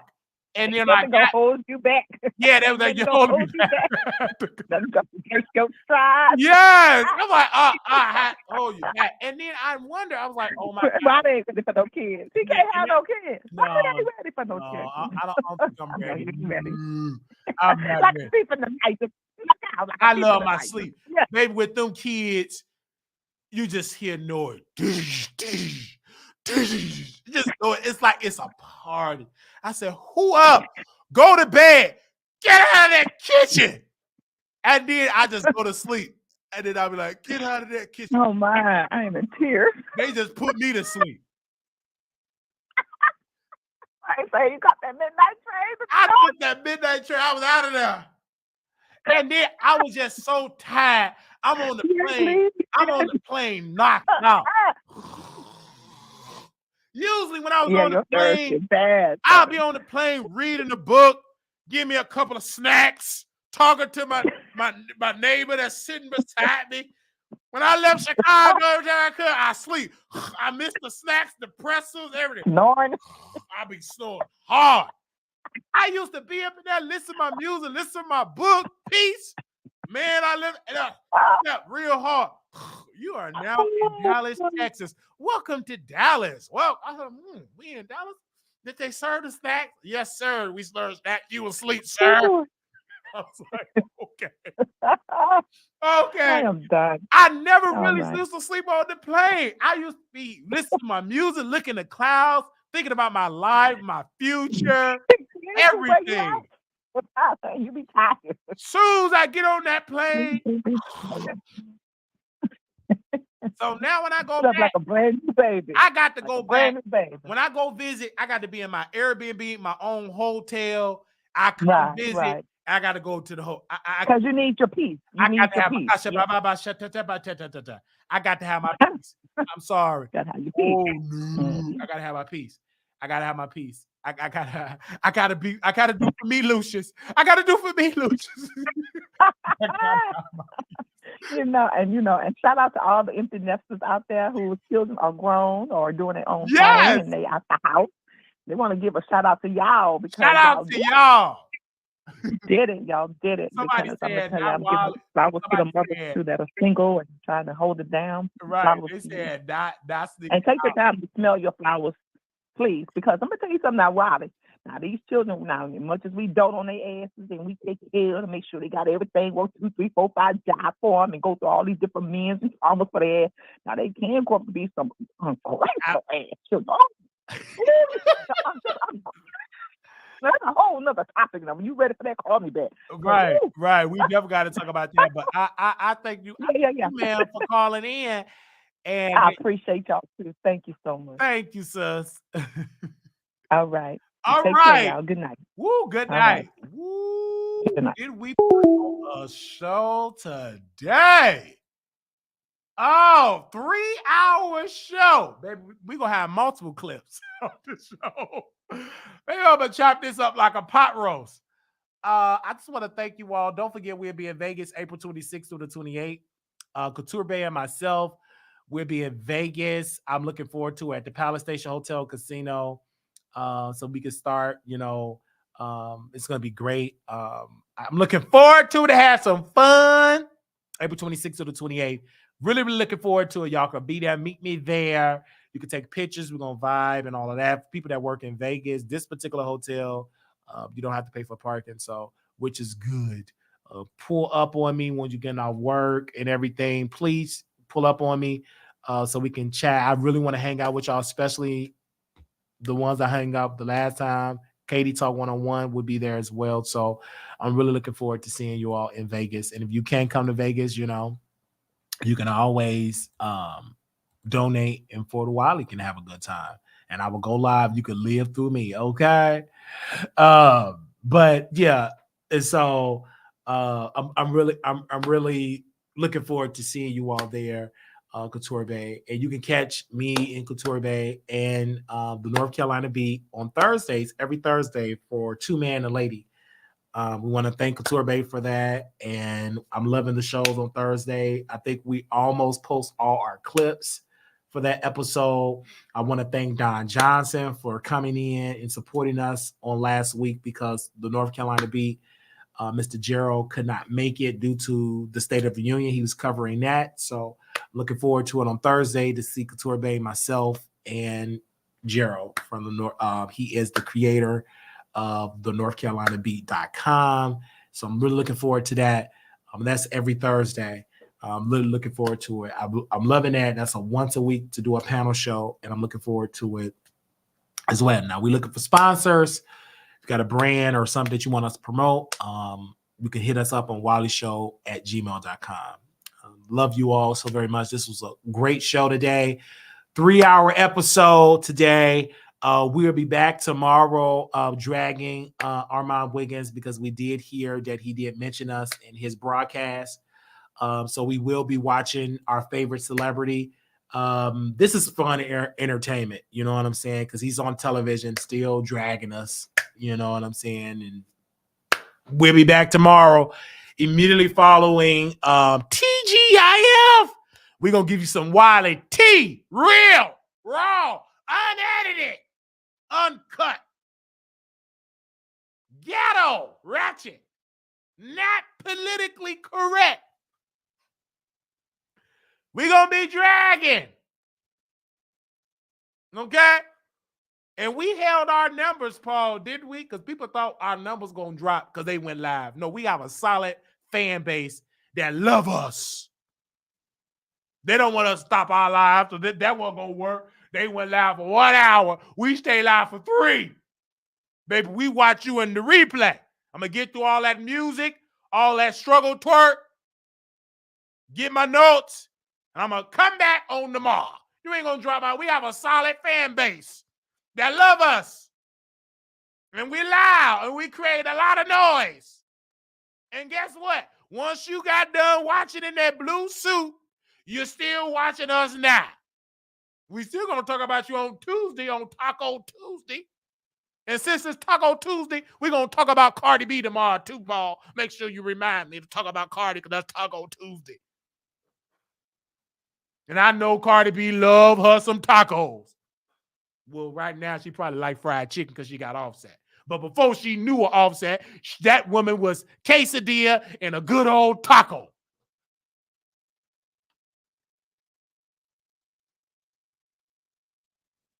So we going to talk about it. These folks thought they was going to be on television. They going to stop dragging. They going to drag more. It's in their spirit. They was drinking. So we gonna talk about it. I'm about to go and season up and put my chicken in the air fryer, watch that video, take my notes, and I'm going live tomorrow. And we was able to talk about Draya. Did y'all enjoy us talking about Draya? Who is that calling me right now? Hello? Hey, you calling me back again? You better donate. Okay. Donated in a very long time, so I need to. But Wiley, I work from home now, and I'm up a little later than what I should be, so I need to go to sleep soon. But I wanted to add this in because I like looking at the comments here and there, and people make good points, and I actually agree with a lot of people's points. Like I noticed people. I don't think I was convoluted. I think people that they hear 15 to 20 minutes of someone's thoughts and they think that they know everything, and they don't. But I do not advocate for single motherhood whatsoever. I do think that women should be more intentional about motherhood. The whole Draya thing, it's a modern day of socioeconomics. Not that I agree with it. I absolutely don't. I would never be in Draya's situation, but I think it is very interesting. She's not intentional whatsoever. She has a ton of broken homes all over the place. She's a broken woman. What do you expect? Most women today are. So it just is what it is. That's just the way of the world. That's just the sign of the times. But yeah, I just wanted to call in as you were wrapping up because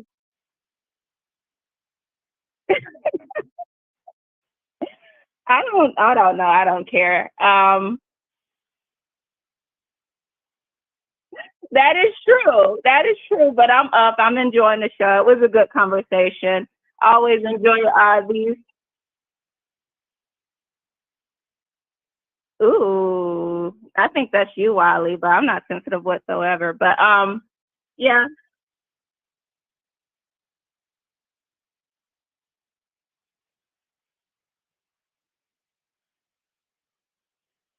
I don't necessarily agree with that either, but it is what it is. When you're intentional, usually it is a choice. It is a choice.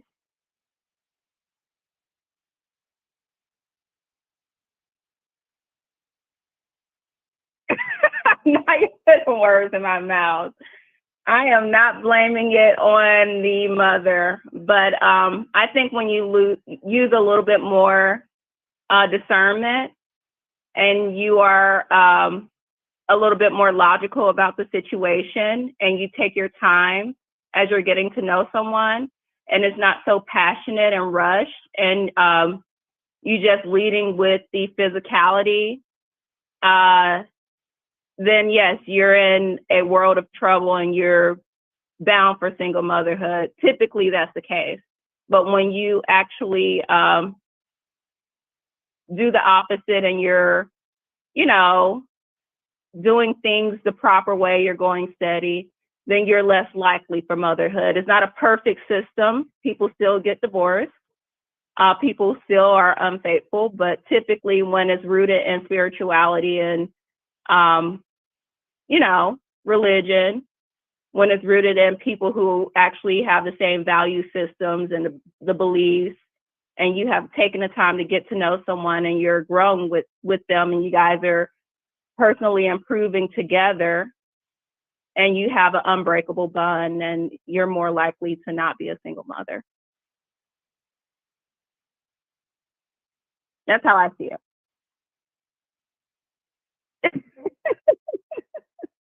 Yeah. Anyway, Hold on one second. I wanted to leave on that note because I would never want to advocate for single motherhood. Do she blame being a single mother on single mothers? That was her response. And then I asked about the Southern Belle comment and said, honey, don't be so sensitive. So Southern Belle gonna clarify who she was talking about. Okay. Yeah, because they couldn't hear me. I had put you on mute because I had stepped up to my air fryer and put some chicken in my air fryer. I'm so glad I took that old nasty piece of nap before I did this show. You love that damn chicken, don't you? Oh yeah, they said that you were sensitive. Mr. Pro-Black and all your fried chicken and your lard. Well, it's not. It's air fried. It's way safer than the grease. Okay, so it's not lard. I'm sorry, it's not deep fried, but air frying is also not good for you because of that coating in the air fryer. But anyway, Wiley, I wanted to edify the community. For all the city girls listening, you are not supported. Nobody's telling you to go get knocked up by an athlete or a rapper. We will not put arms around you for doing so.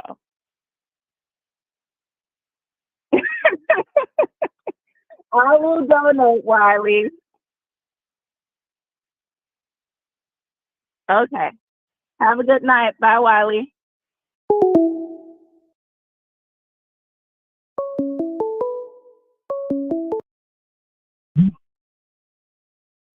Hey, Wiley.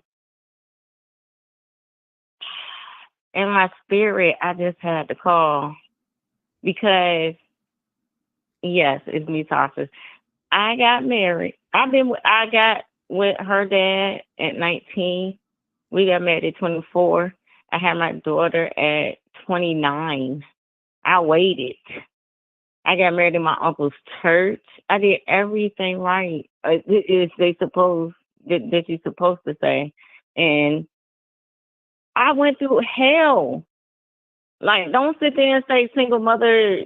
That's not a choice. But I'm not gonna sit there and be dumb. You're not gonna treat me anyway. You're not gonna hit me. You're not gonna sit up here and steal my money. You're not gonna sit up here and cheat on me. So yes, you can get up and you can go because my daughter's 8. She saw us fighting literally, and that's I kicked his ass out. Sorry, Wiley, I kicked him out the house. I moved after that. Like, no, he walked out for his little white girlfriend, all that. Like, that wasn't a choice. I didn't get married to get divorced, and not especially be married for 11 years, be with somebody for 15 years. I'm 37. That's half of my whole life. That man broke me down. And I'm not going to sit there and let my daughter see that. Nope. My mama raised me to be independent. I'm not about to have no pity party. You did what you did. And he thought the grass was greener on the other side, and he came back and apologized. I'm sorry for breaking up our family, but this man ain't paid no child support for the last 3 months. So don't sit up there and say single motherhood. No, that's not a choice because I did what I was supposed to do.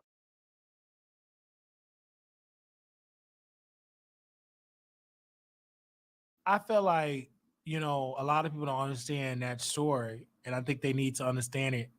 That's why in upcoming weeks, we're going to drop the flyer and we're going to be talking about the pain that single women go through. We're going to do a town hall about single women, single mothers particularly. I'm just be the moderator. I want you to be on the panel, as many other single mothers that want to be a part of the panel as well.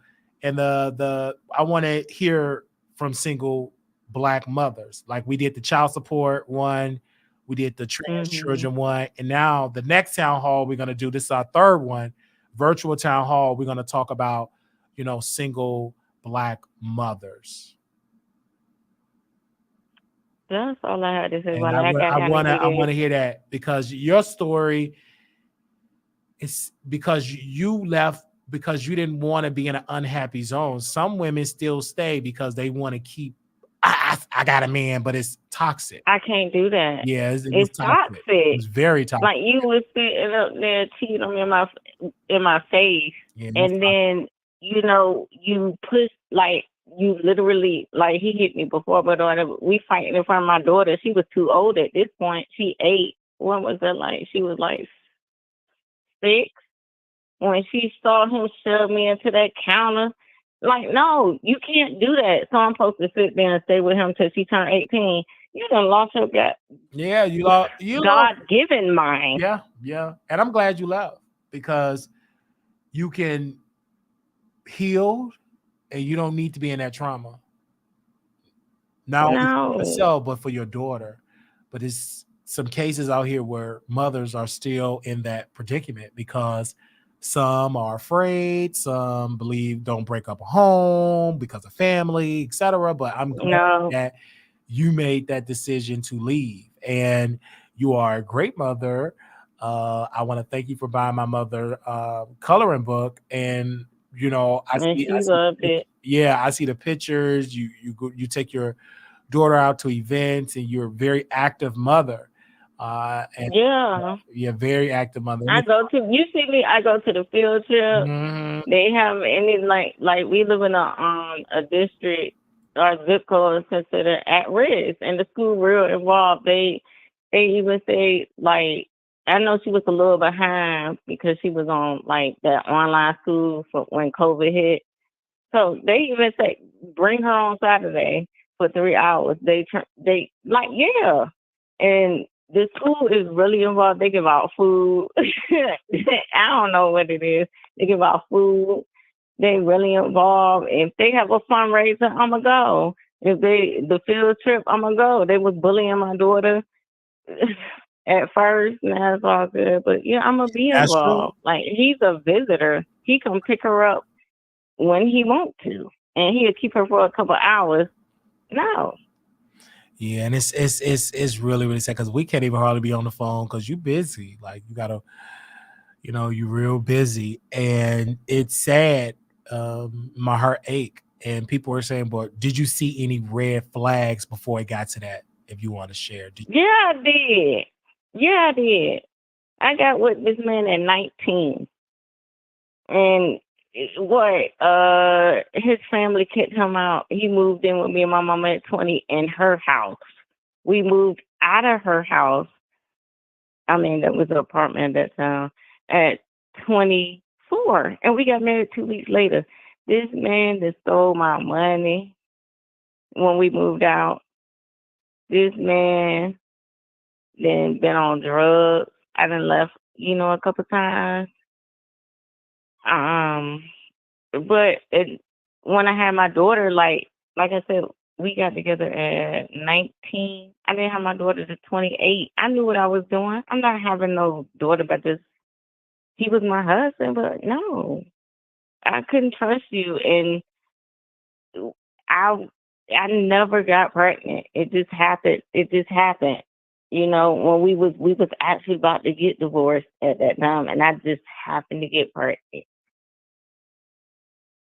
So I stayed. Then she was like 2. I moved out on his ass, and I moved to another apartment. Eventually, I let him come back.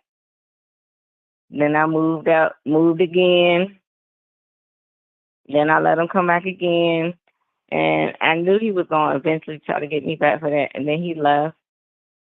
I moved with the white lady and her son. Take care of her son more than my daughter. But that's just a part of being young and, learning your lesson. Yeah. But what I wasn't going to do was let my daughter see me be toxic. So I'd rather sit here and be single. Or, I'm dating somebody now, but before that, I'd rather be single. No, you're not about to sit here and see your daddy cheating on me. You're not about to see me and your daddy hitting each other. You're not about to see this man stealing my money because he's jealous because I have a corporate job. Wiley, you know that. Absolutely. I'm glad that you learned. I'm glad that you at a better place. And I'm glad that you're dating. That's why we haven't been on the phone like that. You're dating now. We did that too, but every time you call me, it seems like you call me when I'm doing something, and I be forgetting I don't know. sometimes. I just call anytime. And Wiley, I'm nervous when I drive. I'm super nervous. I cannot, and even though it connects to my car, I'm a nervous driver. I understand you booked a business and you dating, so I understand. And like a lot been going on with my job. It's like I said, I have a corporate job. Yes. A lot been going on. A lot of managerial changes. They were trying to get me to take a job. It's all it says. Yeah, and I was like, I had to refuse the job. I'm like, I'm not in the headspace to take that job, do that. No. Yeah, but I understand because like Dover Queen, she in a relationship. I'm so her in the funny bone. Yeah. Yeah. So as y'all get a relationship, bye Wiley. No, I still can't because he be like, you always watching Wiley. He be laughing. He be every time. I don't care. He be laughing. He be saying like Wiley ain't nothing. Especially when you were talking about the Diddy stuff because he younger. I'm like, boy, we done been heard this stuff. Oh yeah. But I don't even want to get into that conversation because I understand. Yeah, relationship. Most of these people there, you don't see why when they single, they be all in the chat. Get a relationship. But it ain't even that, Wiley. Like I said, I've been having to go through child support stuff. I'm trying to get in touch with my caseworker. I've been trying to, and then my daughter, with the school stuff. Like I have to be involved with her because she's upset about, whatever. But so I have to make sure she's okay. Yeah, I'm just talking mess. But I love the but I gotta make sure she okay. I be at the school all the time. Yeah, all the time. Yeah, I understand. I'm definitely praying. But thank you for calling in because it's like you adding layers to this because you're coming from that perspective of being a single mom and the reason why you chose to be that way. You could have stayed in a toxic environment, but no, you chose to leave for peace, for your sanity, and also the safety and the dignity of your daughters. Yeah. Thank you. Nobody want to walk on eggshells every day. Nobody want to walk on eggshells. Absolutely. So I love the fact that you moved on to a peaceful situation, and thank you. And I'm glad. I'm assuming this guy is much better. Yeah, he's cool. My daughter like him. She did not like it at first, but yeah. Yeah. Somebody just sent me a picture of Armon. Somebody just put me a picture of Armon Wiggins, not other you, and took a screenshot. It looked like the bottom of his teeth is rotten. I don't know. You know what, Wiley? You know what's funny? I was eating today. I got a temporary crown. That thing came off. I got to go to the dentist tomorrow. Oh. It looked like I got, how when they shave their teeth down with the veneers? That thing popped right off. So I got to Oh go my get God, my because he had permanent somebody crown. sent me a picture of his teeth with the veneer. Look like it's just rotten at the bottom of it. I don't know if Wiley, it looked like I got a little baby tooth. oh I my said, God. I You called definitely my gotta get that. dentist, kick me in tomorrow, ma'am. Yeah, you definitely gotta get that fixed. But I'm happy that You know what? The thing about dental work, is he gonna have to go back to Columbia? Because normally when you go to the dentist, they don't like to touch no work that somebody else did. They'll tell I you don't no know, real man. And fast. look, I don't know if this man was eating some chacos, but man, I'm gonna post this picture on. I don't know. Oh my God! Oh my God! Oh my God! Why would y'all send me that picture? Look at mine. I'm gonna send you a text. Let me text you this picture. I mean, oh my God! One of my producers just sent me this picture, and I don't know what is going on with that mouth, but it looked like he was chewing on some chacos.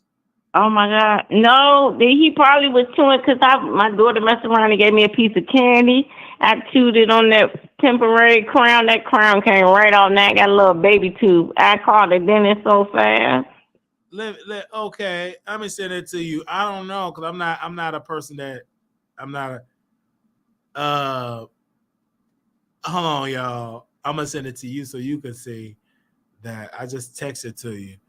Oh my God, I don't know what that is. I don't know what that. And see, the thing is, I would have never noticed that these people be sending me stuff. Why do y'all send it to me? Because y'all know. Look at oh my God, look at all the black in the back. No, I ain't got that one.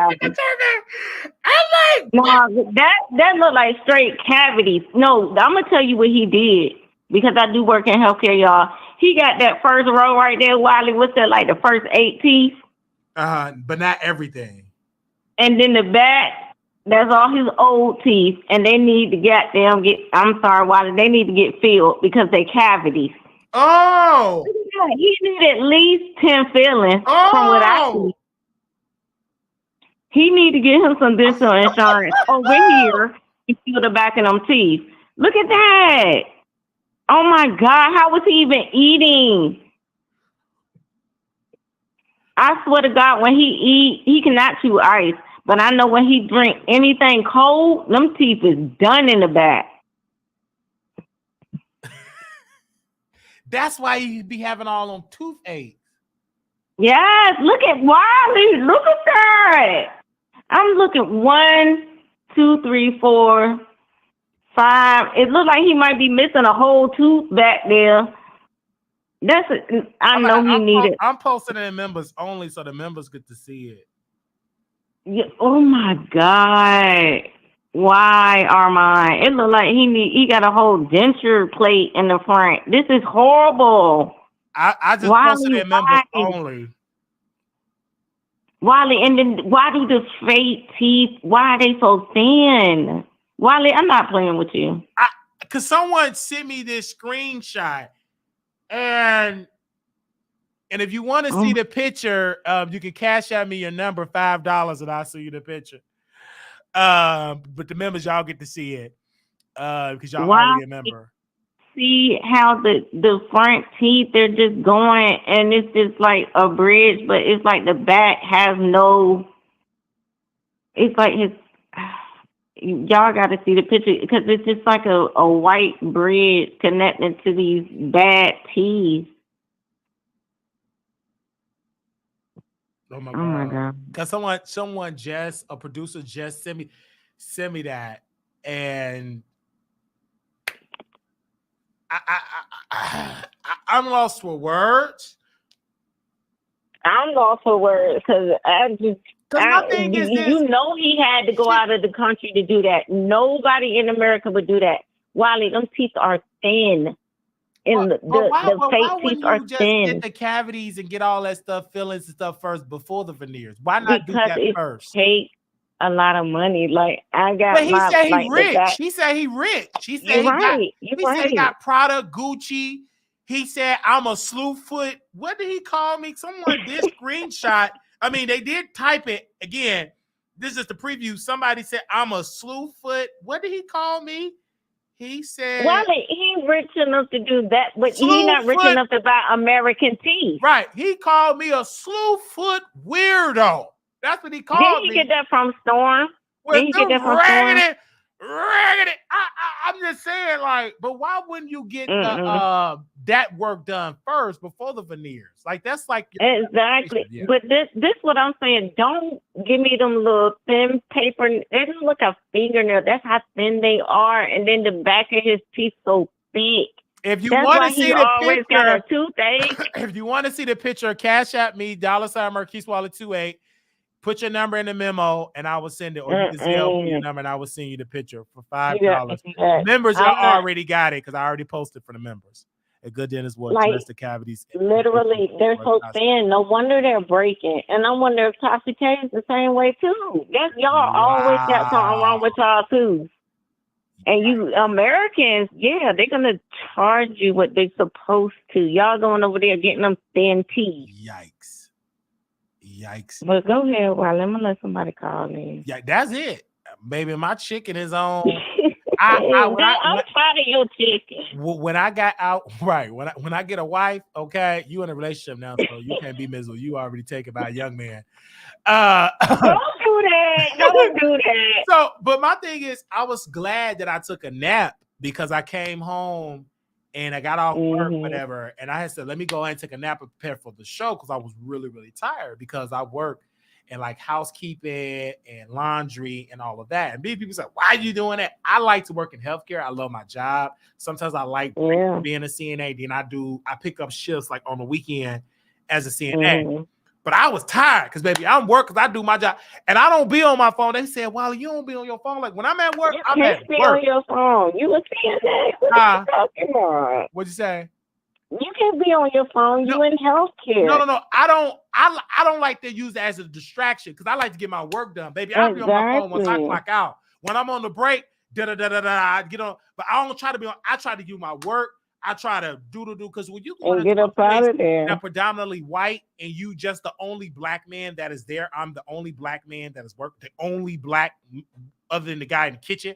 You stand out. So I'm not gonna just be on my phone, and I'm a big black man, right? So I'm just doing my work, blah, blah, blah, so I can leave on time.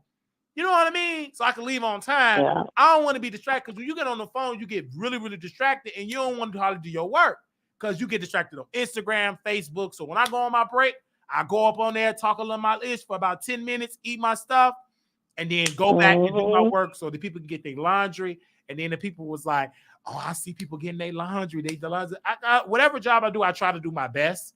And because one day I will own multiple facilities, like a assisted living facility, long-term care facilities. So I need to learn how to operate from the housekeeping, from the CNA, from the nursing, from the administrative support. I know eventually once I become a millionaire in the next 3 months, I will be putting money because that's instant growing. That's government type of money. Instant type of break. Yeah, and they need a lot of help. My best friend mom bought like a house, and she just take like care of the people. Yeah, like I would in that house too. Yes, own a couple of houses and homes and do all this stuff. So yeah, absolutely. So the bill said 3 months. Yeah, 3 months. Woo! And look at y'all. Okay. All right. Wow, I'm supposed to be in bed. I know I'm supposed to be in bed too and stuff like. But you work from home, right? So you good. You just got all you got to do is roll out of bed and drink you some coffee. You in there? Yeah, that's great. Your man over there, but man over there, he over there. So you can. He on the couch sleep. Oh. Okay. Nah, because he just got a new job. I'm like in medical transportation. He about to come in, so okay, cool. No, he not, because I got to grade these claims in the morning. Oh, okay. I'll still be. I'm like, man, we'll worry about the morning when we get up in the morning. What What you talking about? Because when I got off work, I don't care. I'm single. And the thing that really got me not having children and being with like men, just with, whenever I learned the power of self-pleasure, that's good. It's less stressful. And once I got off work, baby, I was good. I slept like I just slept good. dreamed good, woke up, drunk me a cup of coffee, and I said, we got to get on to some things. And so I love that. I just feel like I really, really love me. You know what I'm saying? Yeah. I don't mind having a relationship, but if I don't get it, I ain't gonna wait. I can pleasure myself. Because, some people just get in a relationship just for love making. But for me, man, once I mean, I had a good time. I slept real good. I got up at 6:30. I put my alarm clock on. My Alexa came on with my good music. I said, it's time for showtime. Because my mindset is different, because when I do get into entertainment, I will be running a show. I'll be running it. So I got to get my mind, my work ethic. So I came on, we put on one of the best shows. Because You always put on the best shows. But it seems when you're in Dallas, you got that juice. I got that juice because you are alone, it's quiet. And I said, let me go live. And I went live. And when I tell you, now I do got to go give me some more scrubs, because now y'all talking, I should hand wash my pants. Baby, the button fell off. It's ripping. Like, I really, because I don't like, because like the other scrubs, they all went through that. Because so now when I go to the store, I'm about like 3 different pairs. Like 3 different. I'll be, yeah, child. So do you have to wear a certain color? No, or you I don't have to wear wear certain. This particular job, no. I don't think the other one we got to wear certain colors. So, which is great. You can just wear whatever. It's as long as it's scrubs. So I gotta get some new scrubs. So I meant to do that today, but I was tired when I got off work. I got in my bed, man, and I said, listen, I'm gonna go take a nap. I went on station here, so let me take a nap, because I knew everybody was gonna want to see me today, and this was an iconic night today, because Armon Wiggins and them Raggedy Teeth was gonna be live. So, I'm gonna do Amazon, because going to the is very expensive. So I said, let me go live. And then my favorite celebrity, he went live. So then now we got content for Tuesday. Well, we don't just talk about Armon Wiggins. We talk about other things as well. And so Tuesday, we'll be talking about some things as well. So I'm really looking forward to it. And then talking with you today. Like, we've been on this show for 3 hours. 3 hours and 35 minutes. We all love your law show. Which was great, because it was good. It was good. Man, it was fun. I lost the track of time, because I was trying to do an hour. But that Draya conversation was good. And I said, listen, I got to talk about Draya. And that conversation just got y'all calling in. And I love that. So, love you, Tasha. Thank you to Stacy. Thank you to Icon. Thank you to y'all. Thank you to other sister that called in. Y'all walking up. Because the callers prolonged the show. Thank you, Tasha. I know you about to get some sleep. Turn up. Good night. Good night. All right. Okay. For those that want to contribute for us putting it overtime, hit the Cash App, $ Marquise Wiley 28, Zelle Wiley Show at gmail.com. Go to wileythetroll.com. We got some new articles going to drop tomorrow. Little black boy, you beautiful. Little black girl, you are enough. When times get hard, always remember to put God first. I do want to thank you all for y'all amazing support today. This has been one of the greatest shows that we did so far. It was fun. It was entertaining. I want to thank a sister. She sent a $5 cash out, and she left me a personalized message. She said, preaching session, $5. I didn't know you could send a message. It's for $5. Like, oh my gosh, was I preaching? Okay. All right. Thank you all so very much. We'll be back live tomorrow at 8 p.m. Central Standard Time. Be there on time. The pre-show will start at 7 p.m. Central Time. That's when the pre-show will start. If you all missed the pre-show for this particular episode, you can go catch the replay on Station here. We will see y'all again tomorrow. Thank you all so very much. For those that's already tomorrow, we'll see y'all later on today. This will air again at 11 a.m. Central Standard Time. So for those that were not able to see it live, you will be able to see it for the replay again. Thank you all so very much. And also, we put out a poll and we asked, was Draya, what was the poll that we put out? It was about Draya. And I'm trying to say, okay, I asked a question. Do you agree with Draya for getting pregnant by a rich 22-year-old man? 39% said yes, 61% said no. So that was the poll right then and there. But we want to thank you all for your amazing support. And we will see y'all in the next broadcast. If you want to become a member because every Saturday we do our members only. Thank you all so very much. And we will talk to y'all soon. Bye-bye.